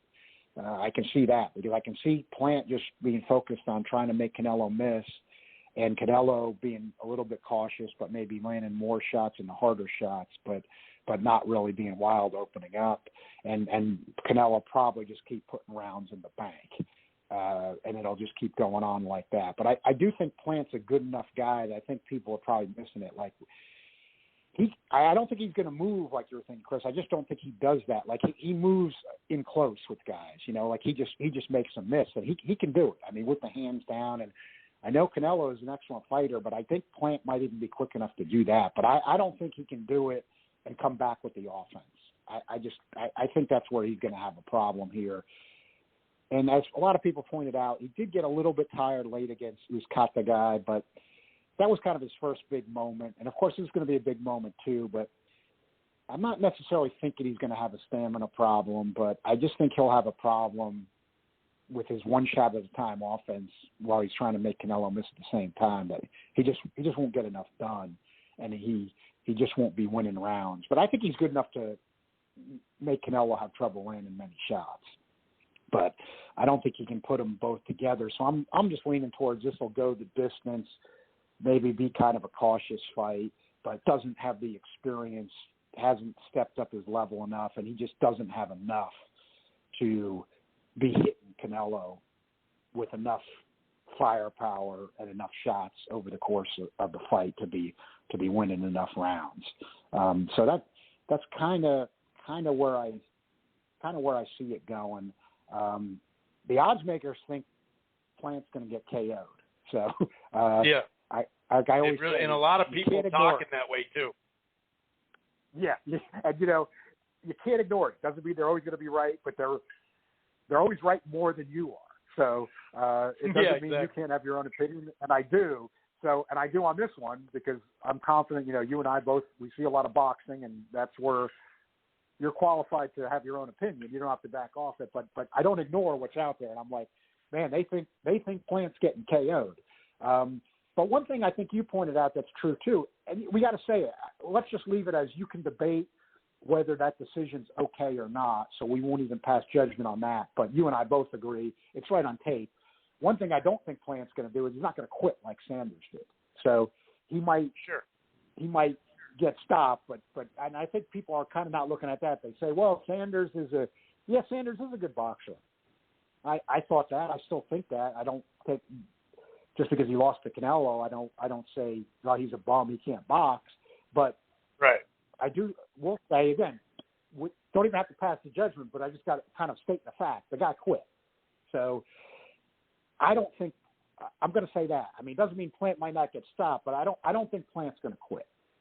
I don't think Plant's going to quit. So, and that is a different element. I don't think he's going to quit. So I think that, if it starts going wrong for him or something, I don't think he's going to quit. So, it's going to be, to me, different than Sanders like that. Let's face it, when Sanders got adversity, and again, you're not going to pass judgment tonight, different subject, but I think that's just a fact. He quit. I mean, you saw him go to his corner and quit. So I don't think Plant's going to do that. So I think that's a difference here. And, we'll only know that on fight night, of course, but that's the way I see it. I don't think Plant's going to quit. I think Plant's, all fighters got to be prideful and stuff, and they're competitive, obviously, with what they do. But I'm not reading Plant as a guy that's going to quit here. So, but he's cautious, and that's the way he fights. Sanders like that too. But when Sanders got hit, he quit, and I don't think so. We'll just have to see how that plays out. And you kind of did see that when he got in some tough moments against Zepeda guy, who is a good puncher. Late in the fight, he battled back.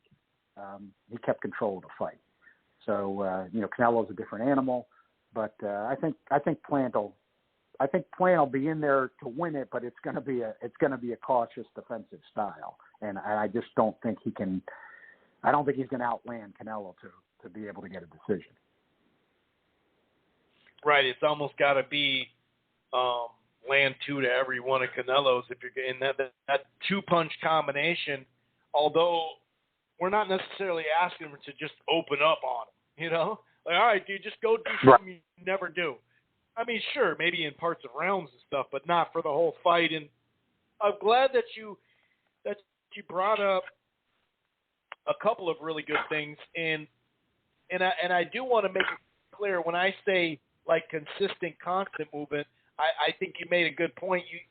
it's not a 10-speed type thing to where you're not landing anything but a pecking jab, because he's not going to win the fight, period. Maybe he survives, sure, but, that constant movement. But you made a good point. He's not a guy that's going to move like laterally to the point where it's literally he's moving the whole time almost, like Paulie Malignaggi or some other fighters like that. I think you're exactly right. He does kind of depend on his defense as well, but you can pivot. You can, turn his shoulders and move around him. You can make it difficult to where he's actually got to cut you off. And that's what I think some of these guys aren't doing anymore. They're not making him cut the ring. A lot of, we've seen a lot of improvement at Canelo. I'm not taking that away, but we haven't seen him face a guy that's going to box on the outside the whole time. Even Billy Joe Saunders really didn't move all that much. He was kind of stiff. He didn't really move a ton. So he was on the outside, and he kind of took the ring right away, actually. But that's my biggest problem, too. Will he punch in two-punch combinations? A left hook, right hand, a jab, right hand. And when he does pot shot and move or jab and move, they have to be significant punches where everybody could see, like, ooh, nice shot, and then, and then make a miss. And, that's where the problem lies. I do think he'll have success in the first 6 rounds. Any other items before we get you out of here, sir? Just that is my concern with Plant. Haven't seen him a lot. I just think he is a pot shot guy. He's got excellent speed and reflexes. Without wanting to sound silly here, and I'm not saying he's that, but he's more like he's kind of like a Roy Jones type guy. Where he's like speed. He's going to make these guys miss on speed and speed and reflexes, and he can just be kind of close and do that. Of course, Canelo, again, a different level of fighter, but he just doesn't plant, because it frustrated me watching him come up, even though he proved to me he's good at what he does do, but he just does not punch. He just doesn't punch in combination. And so it would have to be like landing a sharp left hook. I could see him landing a sharp left hook that looks good, but just one, and I don't know. I think with a fighter as good as Canelo, that's just not quite going to be enough. But this one I am looking forward to as like the event. You hate sometimes you got to pay, and we're getting a lot of pay-per-views just for kind of the event. But like I said, I just think this is a good event for American boxing. So I hope it works out good in that sense because of that, and does well, and maybe we get a surprisingly good fight. I mean, it's not impossible, but Plant's going to have to kind of be doing it just on abilities there, because he hasn't built up that experience level. Yeah, and that's a good point. I know a lot of people get excited about the belts and undisputed and all that, and and that's great. I am too. Like you said, the event's awesome, but you're right. I mean, to be fair, this could be a tad bit of a snoozer. It really could be. It wouldn't be the first main event that get built up to be a snoozer. So that is a good point. The styles may blend to where it's like, it was okay. You know what I mean? That is a good point. I think people out there, brace yourself for that, because if you give me the top couple of options percentage-wise, how the fight will play out, I would put the most percentage on exactly what you said, John. I really think there's a possibility that it could be a chess match, but not played at high speed, Yes, these guys both have capabilities of caution and lower volume. So that's the part I'm a little bit afraid of. But this is personal for Canelo, so he's going to be trying to knock him out. He already called the round he's going to knock him out, John. I mean, that is definitely not like Canelo, so we'll see. All right, I appreciate it, though, you calling in, taking time out on a Wednesday night, sir. All right, Chris, thanks for having me as always, and enjoy the fights this weekend.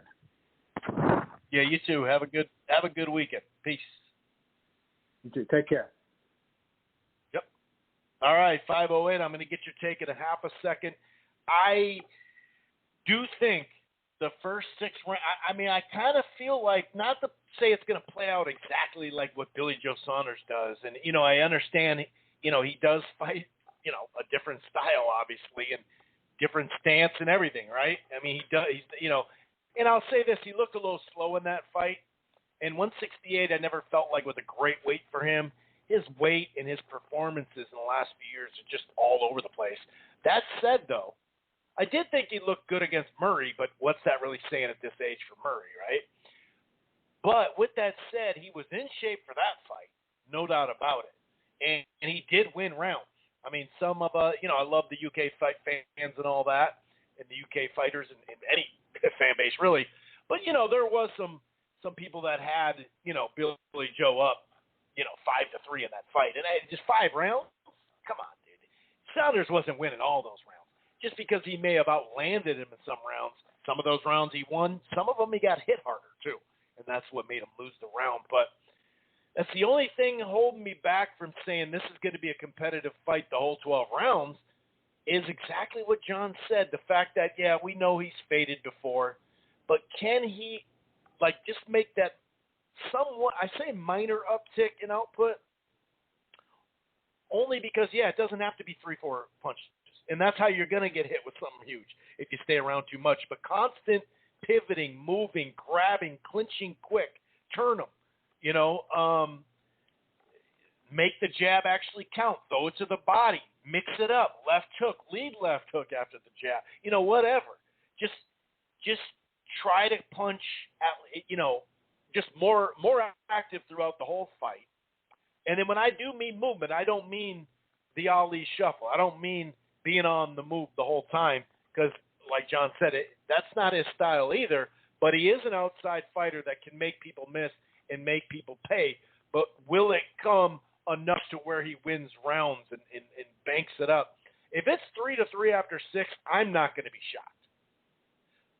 I'm thinking in the 4-2 range for Canelo. But in the first, whatever it is, 4 to 6 rounds, I think, like I said at the beginning of the show, the hand speed, the straight power jab, the he mentioned left hooks. I think the overhand right or just straight right hand, he can show a punch landed. And I think against Canelo, you really have to hit him so it's like, ooh, that was a good land.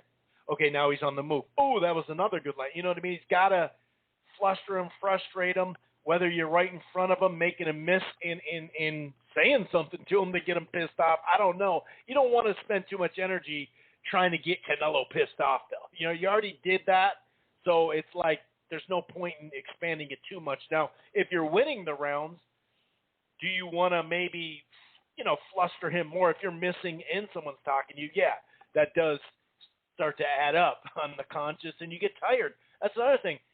We haven't seen this of late, and I say of late the last chunk of years, where Canelo gets a little gas, takes some rounds off, and then finds a second win. He used to do that all the time. Now, he did that, I'd say, against Danny Jacobs. There was a couple in-between rounds where it's like you can kind of tell he was just getting a second win. But him as a come-forward fighter has changed, even though John and I was talking about neither of these guys really like to throw a lot of punches. Just in the last 2 fights, or 2 out of 3 fights, Yildirim, whatever, that was just, not much there. But he does come forward and look to clip people now, whereas he wouldn't do that till at least the second half, and he would set it up with the jab, and he'd take his time, and he wasn't trying to get you out of there per se. So I've seen, with his reflexes and his defense and his counter punching, I think that's what, we could talk about Caleb. Can he counter? He can, but can he counter against a high-level guy that can counter himself, especially if it's like you don't want to get caught up in a skills fest in the middle of the ring too much either, where you're just countering each other, unless you're dipping out of there, because Canelo definitely can counter. I mean, he's definitely tightened up his short counters, I guess you could say. So I am picking Canelo. I am picking him by decision. I think it'll be clean, but let me see what the fight looks like. I mean, that's my prediction. But through 6 rounds, I think Plant's going to win some rounds. And whether it's pot shotting, jabbing, moving, whatever, I just think his style, he has the style. However Kovalev did it, being a little different than how Plant's going to do it, right? Go look at, Kovalev did good in that fight. Now, he's bigger dude. He depends on his jab. He wasn't really the come-forward fighter in that fight. as much as he normally is. But Billy Joe Saunders won rounds. I'm not trying to take it all the way back to Erislandy Lara because that happened so long ago, and he has improved since then. But like I said, who has really made him constantly have to cut the ring? Doesn't mean you got to be on your bike in 10-speed in motorbike, but to constantly be on the move, trying to not be a target, basically. But yeah, I got Canelo by decision. All right, let's go with the 508. Thanks for chilling. Let's see what you have to say maybe about, the last weekend, maybe about this fight. What's on your mind, 508? 508, you there, man? Okay. This number doesn't look all that familiar. I'll give you a little time here. Because maybe you didn't know I was going to go right to you, or you're kind of busy. A lot of people are, doing like errands or shopping, grocery shopping, or at the gym working out, and they listen to the show, or maybe you're at work, or I don't know. I'm not totally sure. Maybe you just weren't quite ready. I'll go to you one more time. And hey, if you don't want to talk, that's cool too. Sometimes people press 1 and then they hang up. If you want to just listen, that's cool too. I'm not trying to make you talk. All right, 508, what's going on? You're live on Rope-A-Dope. 508, you there? All good. If I just not recognize your number, you can text me, by the way, and maybe then I'll know who it is or whatever. But he hung up. I wasn't gonna force you to talk. You didn't have to do that. Anyone else there that's wants to press 1 and talk, that's cool. Sometimes when you get on, you think you have to press 1 because you hear press 1. But when you press 1, I think you want to talk. So most of the numbers that are on there, I know there is a 651 that's local. That it doesn't. I don't think that looks too familiar. Anyway, so yeah, I do think like this undercard, right? Let's talk about the undercard for a second. By the way, Portland, if you want to jump in, let me know. I'm gonna text you too.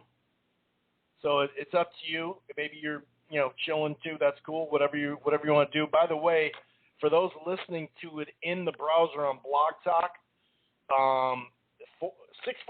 646-381-4990 is the number to call. You got, just like that woman said there, 90 seconds before the live stream is out. 646-381-4990 is the number to call. Michaela Meyer will be fighting on ESPN Plus the night before. Melendez and Matisse might be a good fight too. I heard somebody tweet, I heard somebody tweet. Well, I guess they could tweet a video, but someone just tweeted about that Cortez Bernaldez fight. So there might be some interesting stuff on on that undercard. There's a fight card from London as well. So Elvis Rodriguez is facing a guy who's, just not all that tested at this point. He did just sign with the PBC, so maybe they're just kind of getting him out. We'll see. Maybe this prospect Romero can give him something to think about. I'm always hoping for competitive fights. Sometimes, he's got this unbeaten record and everything like that. And earlier this year, he got a pretty good win. It was like in the spring. I can't remember who it was against, but also the return of Ray Vargas. He's not fighting some kind of killer, but he's been out for a long time. Good to see Ray Vargas back. This Anthony Durrell and Marcos Hernandez fight, I have a minor bit of interest in this just because it's kind of like where they're at in their career. And I see Carcino on there. I'm about to go to you just a second, Carcino. It's kind of like a where they at type thing with this fight. Where are they at in their careers? You know what I mean? Durrell has been kind of all over the place. You know, he put up a really good fight, I thought, against Benavidez like 2 years back. Like pretty damn good, right? The Yildirim fight, you can make an argument that he was down on the cards in that fight, you know. So he's kind of all over the place, really. You don't quite know. And then his most recent one this year against Davis, you know, that was a competitive fight. That was a draw, actually, now that I think about it. So right now, you know, on paper, and even, you know, the betting odds and everything, clearly Anthony Durrell should win this fight. But when you get to this stage of your career, you just don't know what performance is going to come out. And Hernandez is a guy that is like a tough cookie. He just scored an upset, not even, 2 months ago? Something like that, over an unbeaten prospect. You know, he did get beat in a competitive fight against Fox a little while ago. You know, he got beat by Rosario in a back-and-forth fight that he ended up getting stopped, but he also has a draw with Rosario. So I just think that I think it's going to be a good fight. Now, as a co-feature, I'm not going to talk it up like, oh man, this co-feature is going to be bomb. You know, nothing like that. But I think stylistically, and because where Durrell's in his career, this could be just a fun fight to watch.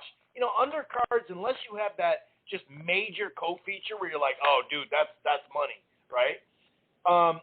You kind of just hope for competitive fights, you know, and just entertaining fights, because a lot of times that's our best bet that we get, unfortunately, you know, especially when, you know, when you have a star like Canelo going against, Plant's been on Fox and he's gotten some exposure, but clearly he's not a big name.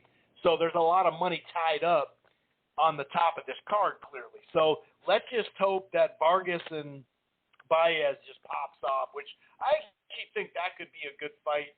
Vargas has been out for a while. You know, he's been out for like 2 years. So he's usually a really fundamentally sound, busy, active fighter, but he's not necessarily a guy. He's a weird style to match up with Ray Vargas. So sometimes, you know, maybe, you know, Leonardo can bring something out of him, and maybe just he's rusty and doesn't look as good.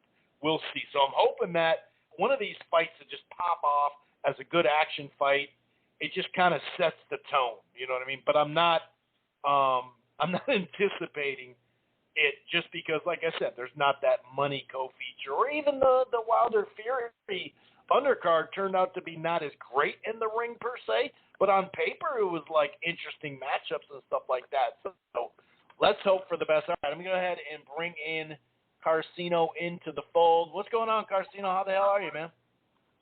Well, I've been all right. Been hanging in there. Been okay? Yeah, just busy as usual. Yep. So, Busy man. That's why I appreciate you taking time out of your busy schedule to talk it up here. Obviously, we could talk about the fight that's going to happen this weekend. Maybe you want to talk about, you know, Butaev and his highlight reel knockout, Zepeda and his highlight reel knockout. We got some really spirited fights between Butaev and James and Valdez and Martinez and a bunch of different. It was kind of one of those low-key weekends that actually turned out to, you know, give us some entertainment. What do you want to talk about? Last weekend, this weekend? It's up to you. oh, man.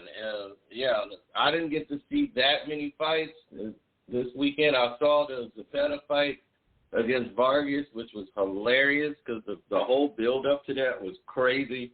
How both corners were going at each other. It was like the old-school Puerto Rican-Mexican feud.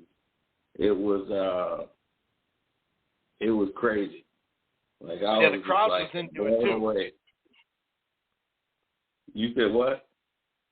I said that it wasn't a large crowd, but it was loud for what it was, and they were into it. There's obviously that video of that dude crying. Yeah, exactly. Like everybody from the Bronx bought tickets, you know. So it was crazy. It only the fact that it lasted one round. And it was just so incredible because he hit him with a shot that was wide open. Like, he was so open for that shot.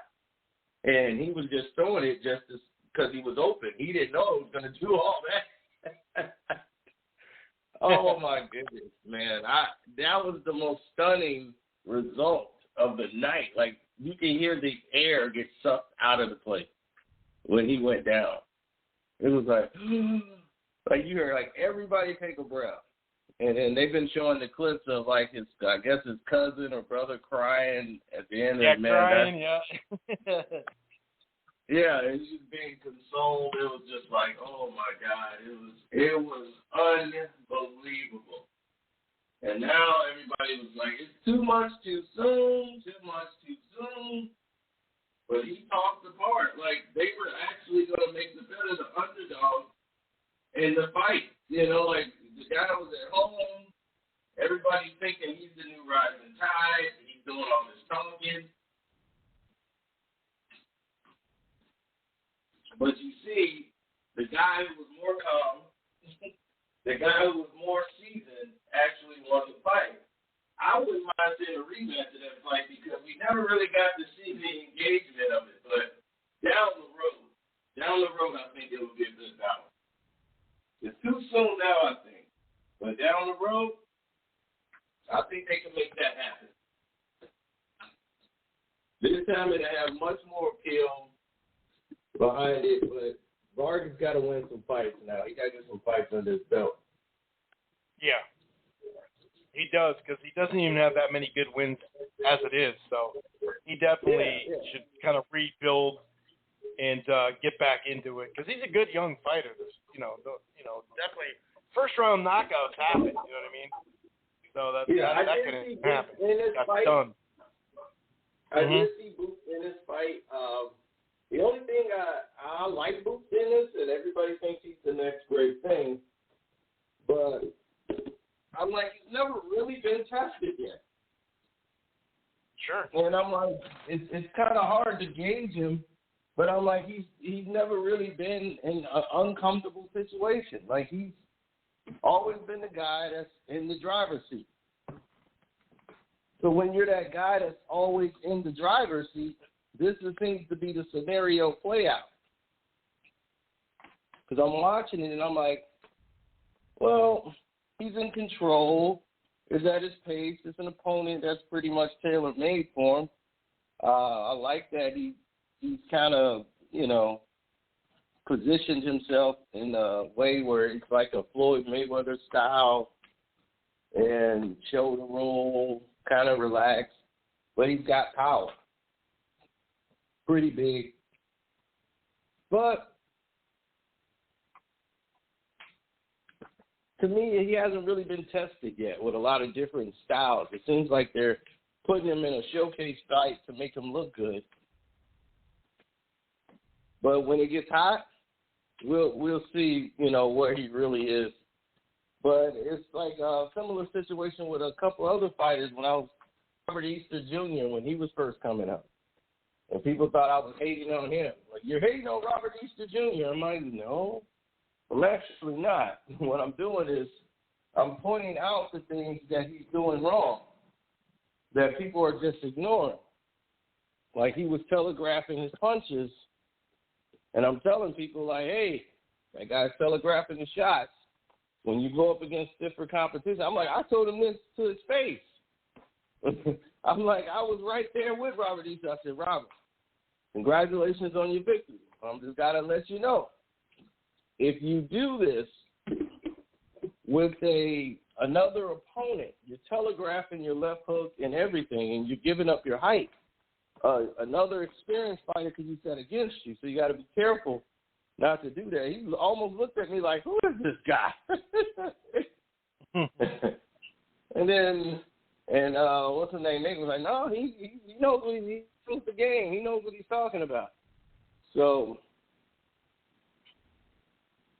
we saw that end up being his kryptonite once he got into tougher fights, different style of opponent. You saw him fall somebody like Fortuna and guys like that who could really make a what should have been a softer night for him, a very hard night for him. He ended up taking a lot of hard shots where he really shouldn't be getting hit at all. So for me, it was a no-brainer. It was a complete no-brainer for me watching the Boots. I think Boots is a little bit better, but you don't want to get caught into the staring at the headlights, believing that they're everything just yet until they, fought a couple of more different styles. TBC is good for filling up a fighter with a bunch of, air mattresses. And then you think they're all this, and then when they get into the real fight game, it's baptism by fire. I don't know. That's just where we are right now. I missed all the other fights. And he was more tested, too, than Ennis at this point, because he had some tough fights even before he got the Mikey Garcia and stuff like that, Easter, Shabakov and a couple other hard-ass fights. So he was tested even at an earlier part in his career. Some of that was who he was with. Some of that was also, Boots had that promotional management issue that he's gotten over now. So you're right. We won't know until he gets in there with a higher level guy, and it's probably going to have to come through a mandatory scenario. So he's going to have to keep doing this and then become a Mando to be able to get, because a lot of the guys with belts or right on the cusp of belts are trying to, get the big fight as well. So it'll be interesting to see. But, yeah, a lot of people are already, talking him up like he's hands down the best 147-pounder. I'm like, well, hold on, dude. We got to see him at the top level before we, crown them. I don't like crowning fighters before they, that's not to take anything from Boots, because he does look like the real deal in many ways. He gets hit a fair amount, but all right. So, do you want to talk about this Canelo-Caleb Plant scenario? Can Plant win some rounds in the first 6 rounds like Billy Joe Saunders and some other fighters Kovalev have? Or I think that's kind of the focus of the first 6 rounds.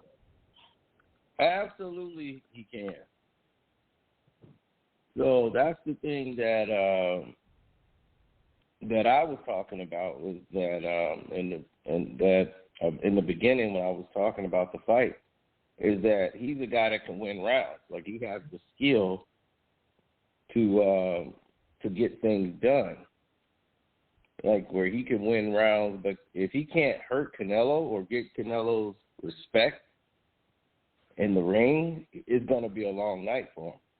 Because Canelo, while he's giving up rounds and where people are thinking, well, this is a kind of a competitive round, Canelo's actually more inclined to lay out damage. That down the stretch, you're not going to be able to sustain any longer. So he's going to be sacrificing a round just to land a couple of hard body shots to slow you down. And that's the payoff.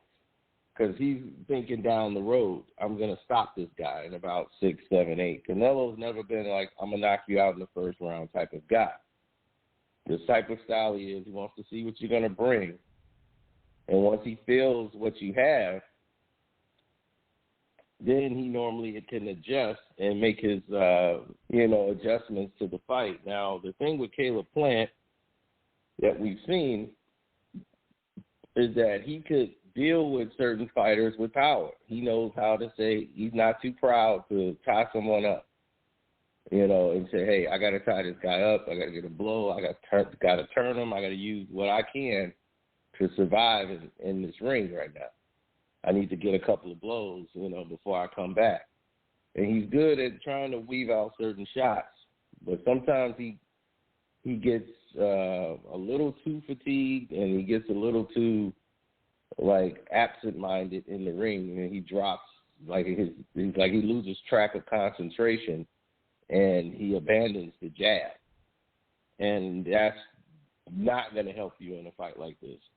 This is a fight where you're going to have to not forget your jab at all times, because you're going to need to keep Canelo off of you, because the thing about Canelo that gives him the advantage in this fight is his reflexes. He's never faced anybody with reflexes like Canelo, as we saw in the post-fight. Canelo, he's a counter puncher, and just like Plant, but he also knows how to counter with body shots, something else Plant hasn't really engaged in.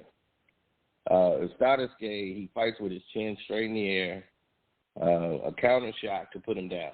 And we saw that before. We saw that in other fights. He got a flash knockdown with people throwing shots that they didn't see. But Statiske actually was coming back into the bout over and over again. And he just kind of ran out of time. But what we saw was that, hey, there's something here, you know? It's not like this guy, you know, he normally gasses out after 6 rounds. He did get tired, but he fought back. And he came back in those championship rounds and won that fight against Statiske. And it showed me that Plant had a lot of heart. There was a lot of heart in him, and he was going to fight tooth and nail to get the job done. He knows what it takes to get it done. And I was proud of him. I was very proud of him. Because I didn't pick him to win that fight. I didn't think he could. I thought after 6 rounds, Statiske would just take him down. But he showed me he had a lot of heart and grit. Now I haven't showed really some seen pop that. in those first early rounds too, knocking him down and stuff. That's something we didn't necessarily think would happen either.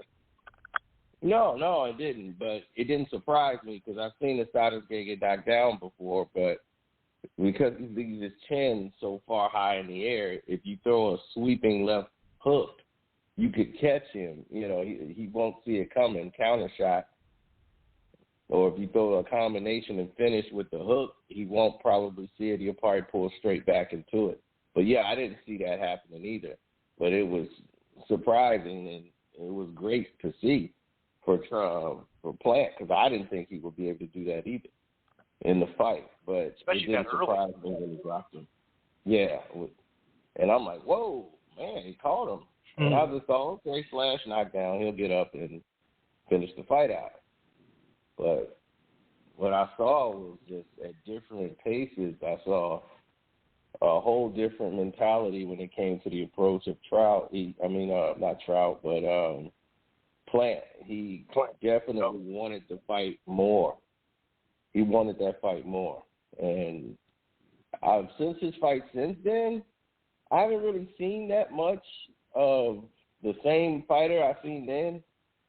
I've seen him win fights, you know, heavily. You know, he won, but I really didn't see him in any too much of danger. He mostly fought fighters that were past their prime, and he could pretty much have the advantage. But this is the payoff. This is what he's been working for. This is the biggest fight of his career. Will the lights get too bright for him? Will he be a little too nervous? All of those things are going to come up. If he feels like he's being cornered, you know, Canelo's been here before, so he's going to be a little bit more calm, a little bit more patient. But overall, I don't think he's going to be standing after 9 rounds. I think this fight is over in about round 9 due to the equivalent of punishment he's taking in this fight. So that's the way I see it playing out. I see him definitely just getting taken out of the bout completely. And I think the overwhelmness of it, like he's going to get overwhelmed by the pressure Canelo's going to put on him everything later in the fight. But I'm interested to see if he can get Canelo's attention because I've seen this guy get hit by Triple G. I've seen him get hit by Kovalev, and there was no effects really on Canelo whatsoever. So if he could do it, and plus Canelo's going to be very motivated to beat him, as much crap as he talks. Oh, yeah. So it's going to be a very interesting fight, but I see Canelo winning by knockout, I say, in probably the 8th round. Okay. Yeah. Yeah, I see 8th round. And Michaela, Yeah, I think she fights this week. Yep, she were on Friday. Right, I'm going to try to catch her fight Friday. I like the way she boxes. Yeah, she's Now, got some skills, no doubt about that. Oh, yeah. So I'm definitely rooting for her. So I want to see how far this whole thing plays out when it's all said and done. But, yeah. Right now, I'm like in the middle of. So maybe the first chunk of the fight, Plant will have some success, but it'll just be it'll be short-lived in a sense. I think so. I think he'll have his opportunities also in like the middle rounds. I think when Canelo, because a lot of people think he's just going to breeze through Canelo early. I don't see that exactly.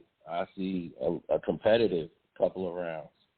But I think the middle rounds is where he would have more success because Canelo seems to take the foot off the gas himself and like pace it during the middle rounds depending on how the fight is going. So if he does that, then he has a great opportunity. But I'm just not convinced that, Plant can continue with a game plan all the way through. He normally fades mentally and forgets and abandons his jab. He has a great jab when he uses it. And it's to me, it's just baffling when he lets it go and he'll just be in there not throwing any punches. And it's just the most frustrating thing to watch a fighter not throw any punches when another fighter is not even throwing anything back. It's like, why aren't you punching? It makes no sense. I'm like, just get a jab out there. And you got to score as much points as you can against Canelo too on the scorecards. You got to score points. Definitely. And Canelo's going to bait him in with feints and try to use his reflexes a lot because he's very athletic. And I thought it would slow him down a little bit when he went to the higher weights. But he seems to still have maintained that speed. His muscle reactions, and his quickness has always been his key to his success. But fighting another guy with reflexes, like Plant has good technique. He has some very good technique on him, and that could save him. Like, he doesn't get hit with a lot of damaging punches. Often it's only when he makes mistakes and when he's falling asleep in the ring and he gets caught with something and he gets buzzed. But he normally fights back. Tough kid, man. I was like, that guy's tough. So I gave him a lot of credit early on, but, we're going to see, how he, deals. I just hope he puts on a good showing for himself. Yeah, so do I. Yep. I don't want him to get like blitzed. I was like, man, I just hope this guy puts on a good showing for himself, Yep. So, and if Canelo pulls a knife, Plant's ready for that scenario. We've seen it on film. He's ready for that scenario if Canelo pulls a knife, just like that one dude did on him in that street fight. So ninth round knockout. Yeah, I'm going ninth round stoppage. All right. Any other? I know you're a busy guy. Any other items you want to talk about before you take off, sir? We got some weeks before Crawford and Porter, but I'm excited. Oh, definitely. That is definitely a fight I'm interested in seeing, but I'm also interested in looking at all of the different bouts and how they are listed and what's going to happen down the road with Uslick and Fury, but mostly Errol Spence Jr. Where is he going to go after this, after the eye surgery and all of the other things that's happened to him? I don't know where he's going to end up. And then now you have Zepeda's calling out Josh Taylor, when Josh Taylor really shouldn't be fighting Gervonta St. Davis. That fight should be taking place at super light. I just don't understand why it's taking all of this time to make these fights when they're right there. Like, let's make the fight happen. Like, I was never – they talking about pulling Rolly over these sexual misconduct claims that people are talking about. Like, oh, these sexual misconduct claims, and we got to take these seriously, and now it might pull the fight. Some woman is claiming that there's other women involved, and they're going to be some type of investigation. There is a police investigation that's been active. Right now, we know of 5 women that have come forward. Now, it's alleged, so we can't sit there and blame Rolly for something that we don't know what the hell, it is. We also can't call out these female people. Right, we're not blaming Rolly at all. I'm just saying this is what's going on. Yeah. These claims have come up, and now it seems like I don't think they've made an announcement yet officially that the fight's going to be fight. They have. Isaac Cruz is out, and we did get information that there is. I can't remember the. Hold on, I got the information right here. There is an active investigation. I can't remember what city it was. The Henderson Police Department has confirmed that there is an open investigation on him. Okay, but no, what I was saying is that not the investigation, that the fight is called and been pulled. It is called too, yes. They just announced today he's off it officially. Okay, all right, so they did make the announcement today. All right, so now that it's officially pulled, the thing is that this fight shouldn't have been made in the first place. And that was my main objection to everything, is that you want somebody to pay $80 to see Rolly fight Tank. That's what you're going to try to pull on the general public? Yeah, I didn't like that on pay-per-view. No, you want to put like that in normal showtime? That's fine. Normal showtime, great, whatever. But yeah, I agree. If Tank is a pound-for-pound fighter, he needs to fight people in his weight class. He needs to fight guys that are real in his division. So I'm like, all right, you beat the guy that you were supposed to beat, who really wasn't the champion, but it was a tough fight for you, for a little bit. He had some moments, but he was not. You really showed your heart in that fight. But Josh Taylor is the fight. That was a good bout for you. It gave you some credibility because you've been known to fight lesser, smaller guys and beat on them. Now you're getting up to the point where you're fighting some guys that's got some size to them. And, it was just time for him to move up. But if you want to be the best is Josh Taylor at that division. So you have to fight Josh Taylor. He is the champion. So if no one beats Josh Taylor, then, it is what it is. And so Josh Taylor is being called out by Zepeda.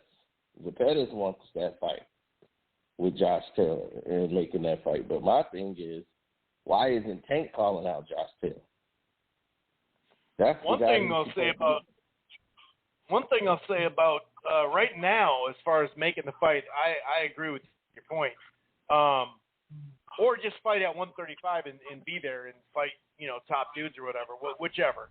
But Taylor actually right now, as far as making the fight right now, he had a scheduled fight against his mandatory, but he got injured, so he's going to be out for a little bit. Just a heads up on Taylor. Oh, okay. So I guess that gives them an excuse. Well, he was already fighting somebody who scheduled the fight in December or November because he had that. That was the one thing about fighting Ramirez. Whoever won that fight has to take on Catterall, I think his name is.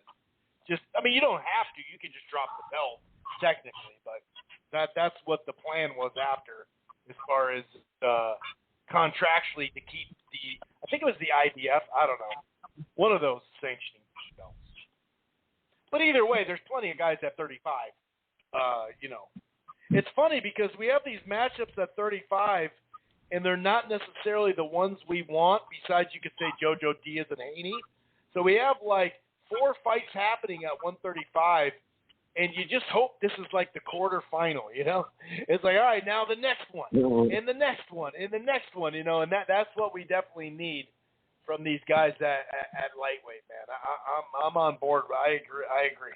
We need to get these fights made because then we can start to separate, and then these names, you know, Tank is obviously can sell tickets, but that's how you build your name as well, the legit opponent, not just a stylistically fun fight or something like that. It has to be a combination of both.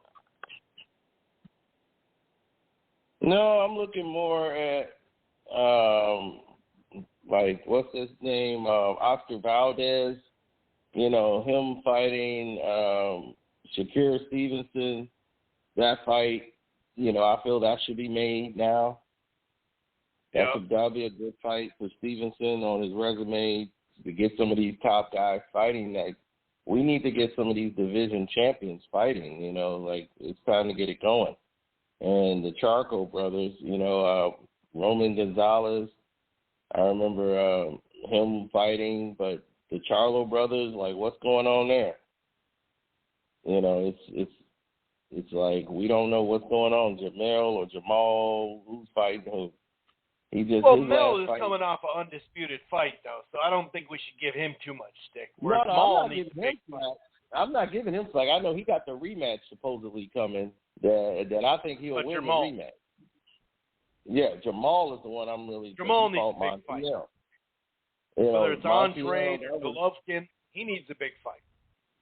Yeah, he fought Montiel, I think, in June, and he went tooth and nail with Montiel. You know, the Derevyanchenko fight is the only fight I really gave him credit for. He knocked out the small Dennis Hogan, you know, and then he fought Brandon Adams and people like that, but he hasn't really fought anybody at middleweight. And it's not been because he didn't get called out. I mean, when they made the offer to him to fight Canelo Alvarez before they fought Danny Jacobs, he can't talk anymore. Because they made money. It was the biggest money he would have ever seen and still hasn't seen yet in a prize fight. Had he accepted to fight Canelo. And that has been confirmed, that they offered him to fight, and his team turned it down. Al Haymon and them did not take that fight. So they knew that Al Haymon wouldn't do that because it's a smart thing if you're Al. Because if you put Jamal in there with Canelo, Canelo's going to destroy him. Now he's worth nothing. So he made some money, but now he's worth nothing. But let's say, okay, well, maybe he would have looked good. No. You know, I'm just saying, like, okay, he probably would have hurt Canelo. Maybe would he have? I doubt it. I think Canelo would have walked through him. And that would have been very bad for, you know, the PBC camp. They don't fare too well when they go outside their PBC bubble. You know, most of those fighters don't, you know, make it too far. And it matters what division we're talking about, which bubble, too, because sometimes they have all the best fights. So, yeah, from division to division is different. Yeah, you're right about that. Because at 147, they wanted to buy out the division, and that's why Terrence Crawford had to fight guys mostly overseas, or some of the other fighters. They've been protecting them, you know, trying to keep them away from Terrence so Terrence would leave top rank and be independent so they can control a majority of the money and how everything would be played out. But Terrence Crawford don't want to go into a fight like that unprotected against Errol Spence, a guy who they want to make the best guy because they already got him. Now, Errol, his future right now, he's recovering from that surgery. We don't know where he's going to be at in his career. So the biggest question mark in the world is over him. Like, I don't know where he's going to end up. He's lost about a year. Ever since his Sean Porter win and the accident, he's lost so much momentum that people have almost forgotten about him. Like Triple G, like people totally forgotten about Gennady Golovkin. After he been lost twice to Canelo, there was some interest there, and that Derevchenko fight just, you know, he's basically been put on the back. Well, he's been chilling too. At least Spence has two major things that went on, so you can at least explain it, whereas the Golovkin thing is a big head scratcher. Not really, though, because they overpaid him, and they didn't want to all of a sudden pay him to fight average guys. So, yeah, no, you're right. We'll see where he's at, no doubt about it. Any other items, sir? Yep, the X factor in the entire division, Ugas. Now, Ugas, yep, he's the X factor in the division because he's the guy that felt like he's been robbed his entire career. He doesn't believe he lost to Amir Ahman by decision when he was in L.A., and that really fueled him. He went on a total tear since then. And then he fought Sean Porter, and he lost a split decision, a fight that he thought he won, and I thought he won also. And super close fight, yes. Yeah. But he got robbed out of a knockdown, and that cost him the fight. And he's been on a tear since. And the Manny Pacquiao fight just for the first time, people got to see him on a world stage. And he ended up being the last opponent of Manny Pacquiao's career so far. And that's just how it is right now. He's an actual player in the game. So they got to take him seriously. So now, if Terrence Crawford defeats Porter, Ugas becomes like the mandatory. It's totally weird how this happens, but Terrence Crawford has to fight all these tough guys, and Errol gets to escape through the back door and wait for everybody else to beat each other up, and then he's waiting in the wings. It's like, whoa, this is crazy, because Errol should have fought Ugas, but he went with the money fight with Danny Garcia, and Danny Garcia was not in any way, shape, or form supposed to get any shot at Errol Spence. That was never supposed to happen. But it was a money fight.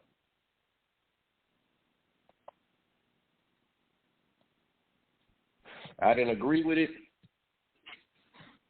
but others did. And they made their little money off of it, but Danny is a guy that cannot fight big welterweights. He's a small 140 and not a 147 foot.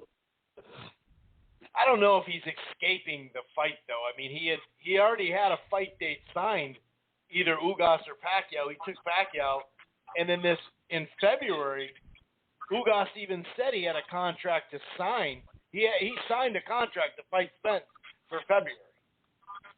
That's Ugas' word.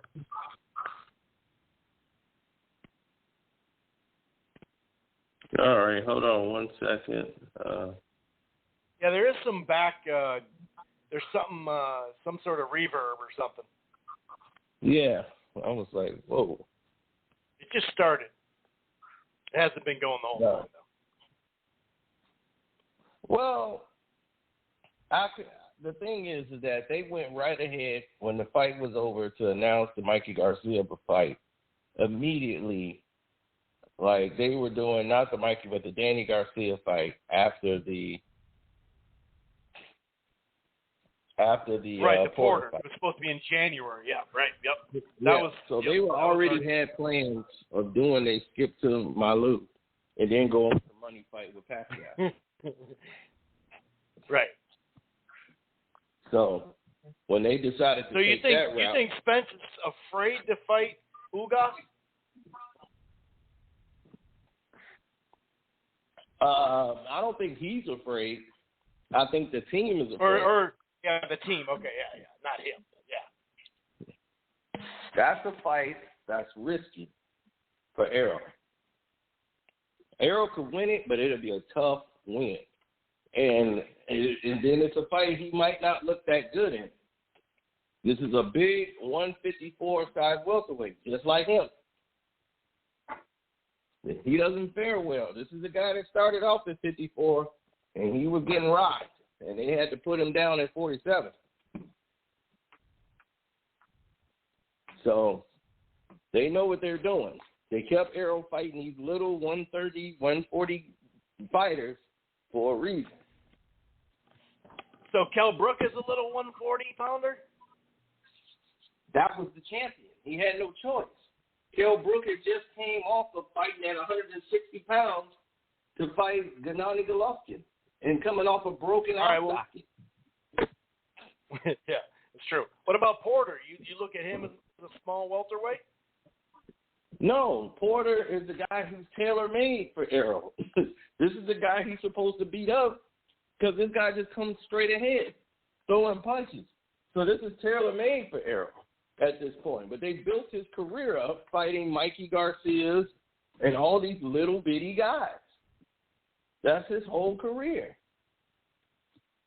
That's why they moved him from 54. He was getting his bell rung. It was ring my bell time. And they were like, whoa, we're going to end up ruining this star guy here. We can't have that. So they said, okay, this is what we're going to do. Let's keep him at 147, keep him fighting small guys, and we should be able to escape. So that's what they did. That was the Errol Spence plan. And then by the time he fights a real big guy his size, he should be comfortable at this weight. But we didn't get there. So this is what it was at 144 Alvarez. right here?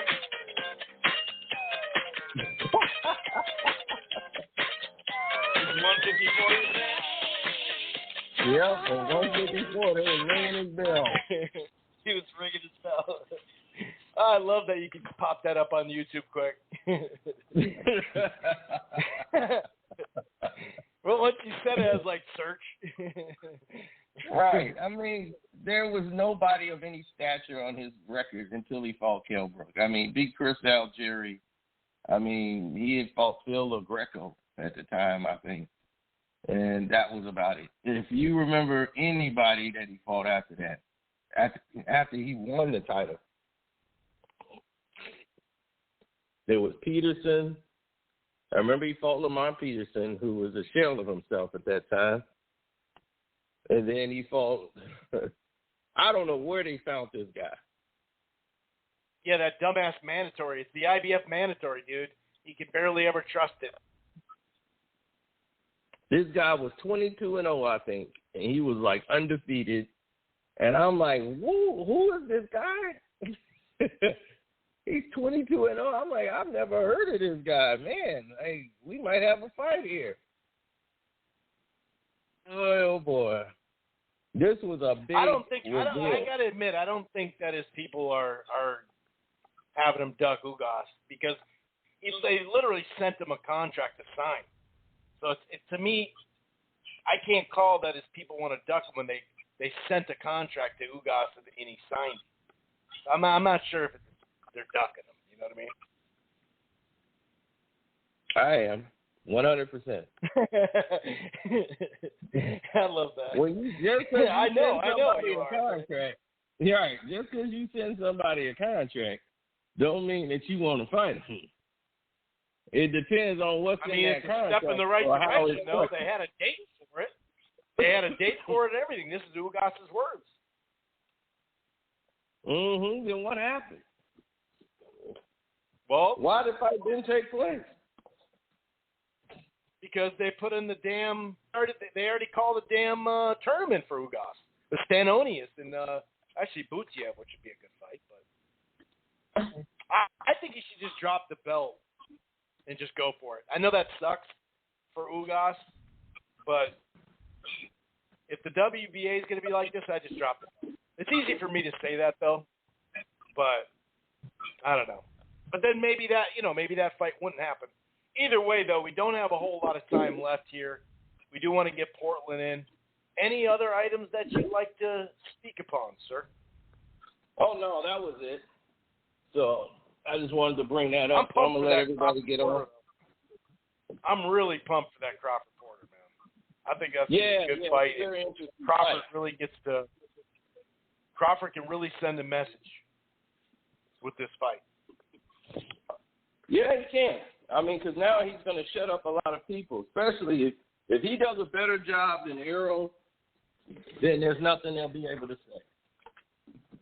And There's Thurman, nothing and that's the thing. Porter's fought so many guys that the measuring stick's not just on Spence either. It's on Thurman. It's on Brooke. Like, he can really send a message in general.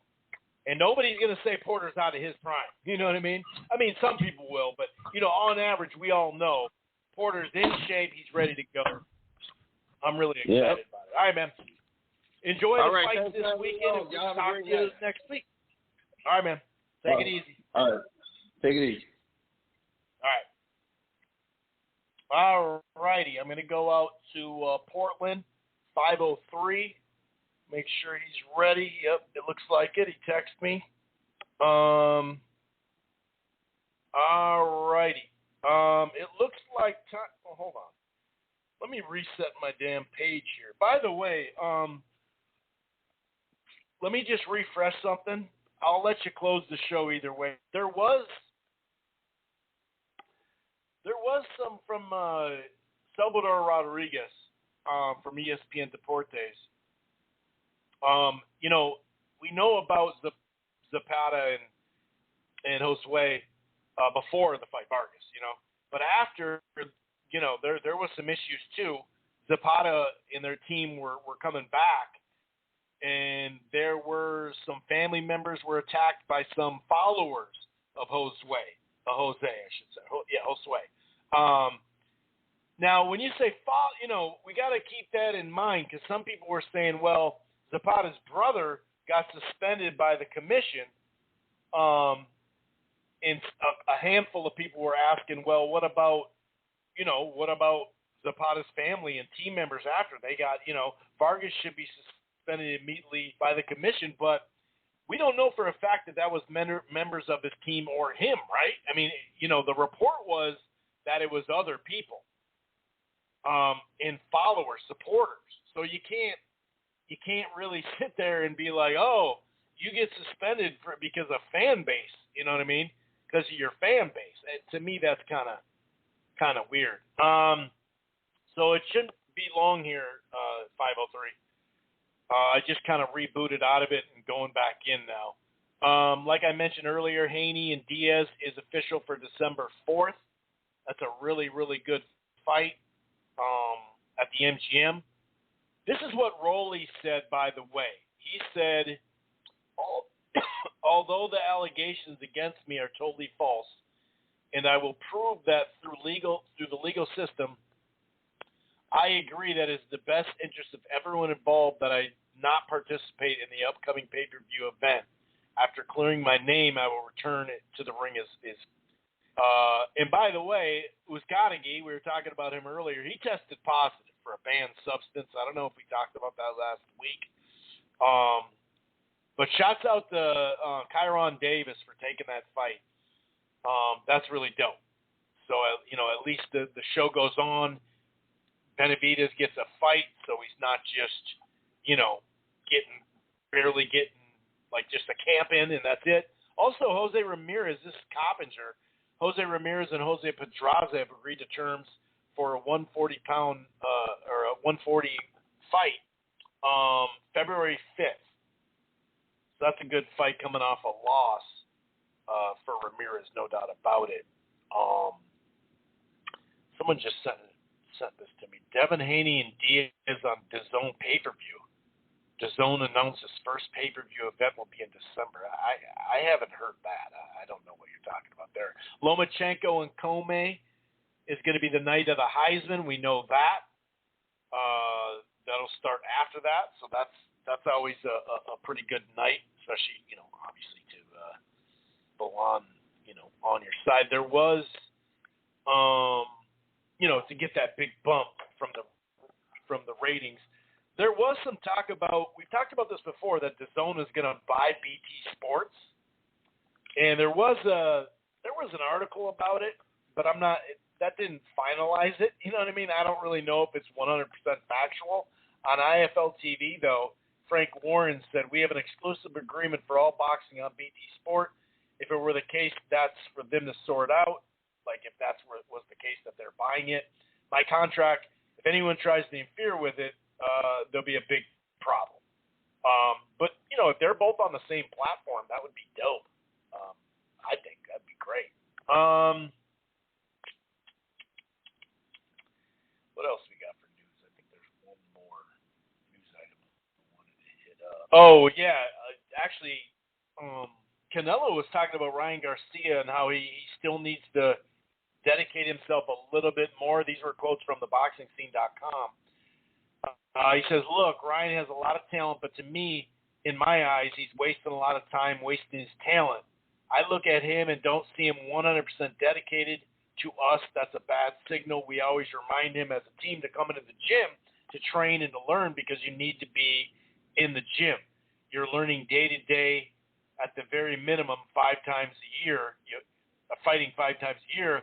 When I was beginning my career, I did 15 fights in 1 year, but that's a little different, obviously, especially the level he was at. And he was 15. That's where I was in the beginning, so it definitely, I think he's meaning, between camps, too, get in there and train and keep training. But he said, we're in support of him. We hope he gets back soon. And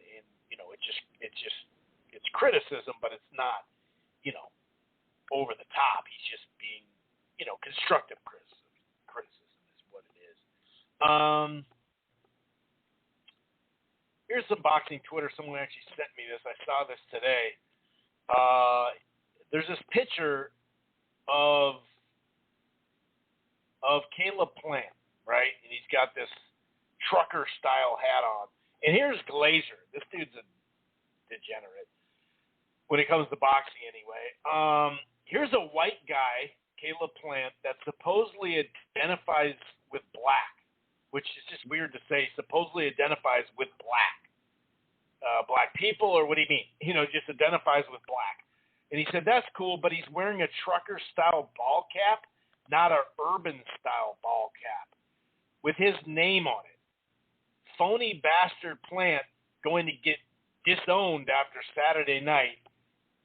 Plant's Canelo cannon fodder. And it's like, okay, dude, you could just say, I don't like his hat, or he's going to get beat. It's really weird.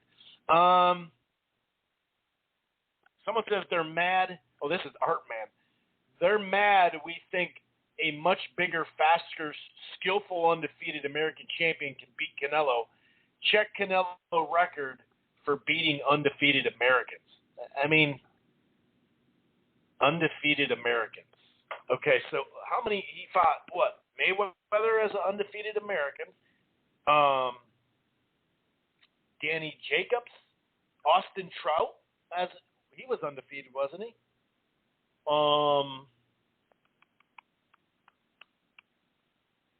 America, not fighting in America.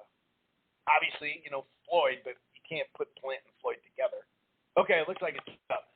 By the way, I was just going over that tweet. Okay, here's another one. Oh, I actually saw this one too. Is it too soon to say Ennis is trending on becoming an all-time great? Was a shouts out to Lukey, but I gotta say on this one, is it too soon to say he's trending to becoming an all-time great? I think you got to take care of the division first before you can even talk about that. There's another one. Boots team already playing Get Your Name Up when they call them out. I hope that was just for the cameras because it's a damn shame to claim you're being avoided and tell a fighter walking up on you to get your name up.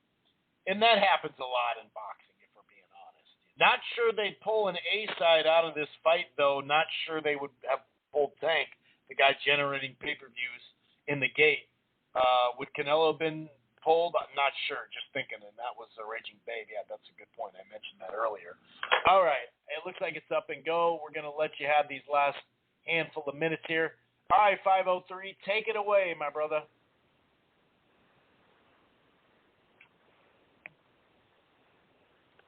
.503, you there?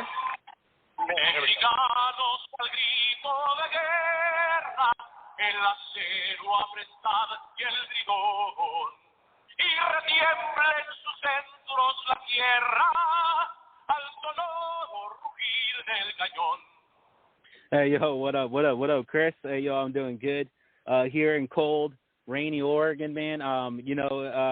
Hell of a weekend of fights. But how you doing, Chris? How's everything, brother? I'm doing good, man. The switchboard was acting up. It wouldn't let me unmute you, but I'm doing good. I'm pumped for the fight this weekend. Hell yeah, brother. And let's get about it, man. Let's talk boxing. This last weekend, what can I say?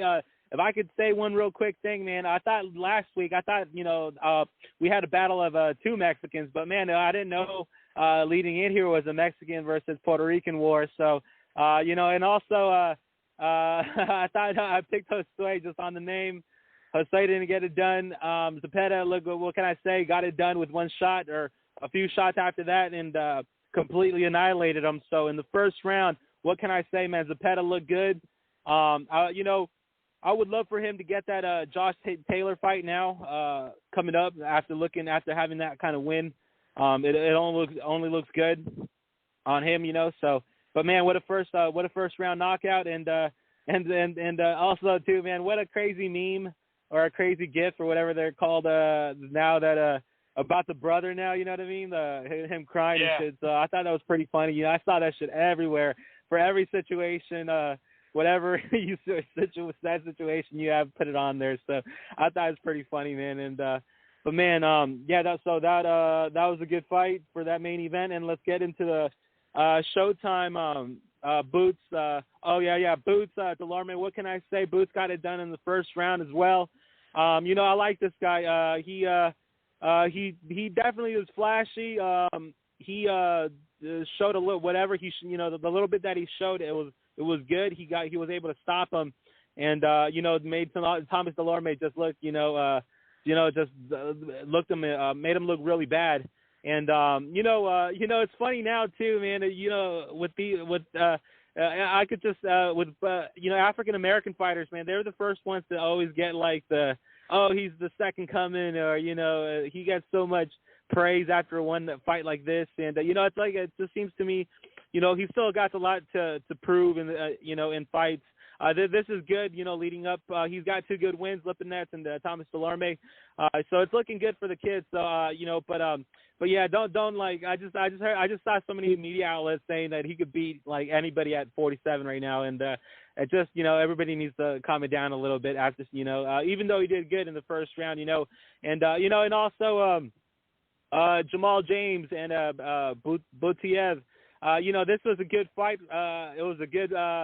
Pretty good, solid inside fight. Jamal James seemed to have a little bit of trouble with Butaev with his pressure. I saw, man. Man, it's sad for James, man. I just felt like he couldn't keep him off of him. And also too, man, I had a problem with the stoppage, with the ref stoppage. I just, Jamal James didn't see the canvas again. I'm complaining a little bit more because I'm just a little bit where. These fights are kind of getting stopped like this, and no one, in all honesty, man, I want to see some, blood and gut kind of shit go down. Like, you're kind of stealing these referees in these moments, right? These stoppages are stopping these fighters from reaching like a historic level, like. Come on, man. Like, I want to see like a back and forth fight, like Diego Corrales and Jose Luis Castillo. Like, man, I want to see those kind of fights. Like if those kind of fights. Hopefully they still come up. And but yeah, man, I just felt like the stoppage was a little too early. Even though it just seemed like Jamal James couldn't get him to even really hurt him. But I just felt like, man, you should have gave him a chance to really dig deep and try to get a win, because there were still a few rounds left. So, about that. And also, too, man, everybody's saying they want Boots to fight these top fights now. And, after this, after both men, Butaev and Boots winning, man, this is, in my honest opinion, this is what I want. This seems to be good. I would love to see what Boots could do with pressure. With this guy coming at him just like he did James, I would just like to see this fight for both men coming up, and to see who has to go. So I would like that, and also let me just mention real fast. I know this is blasphemy talk. Clarissa Shields got her first loss in MMA. That's an MMA. So, and also too, man, if I could just say something about that, I just felt like she lost the unanimous decision. I don't know how she got a split decision. That's just my take. But, she moves on. Well, hopefully she does come back in boxing in December, I believe. So, we'll catch her there.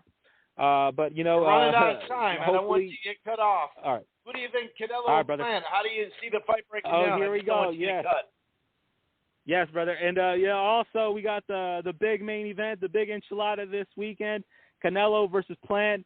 What can I say? I got, this is a dangerous fight for Plant. I got my prediction is 8th round knockout by Canelo. I just don't see him standing or being able to handle the pressure, the power. I think the body shots will break him, the counter shots will break him, the speed. I believe the big event lore, the crowd. You'll probably make them wait for a super entrance again, the Mexico Lindo plane, a 10-minute entrance, so there's a lot of shit going on. And plus he's got more media to deal with this time. So I just feel like maybe all of that, it's too much. It's too overwhelming for Plant. And I just don't see him lasting too much into this fight. He is a heavy underdog, and I believe so. I just don't see him winning this one. And Canelo will get up, and he will have his hand raised and be the new undisputed champion at 168 pounds and move on. But man, what can I say about that fight? I'm just excited. Chris, let's do it, man. Let's put something in the air. I'm gonna be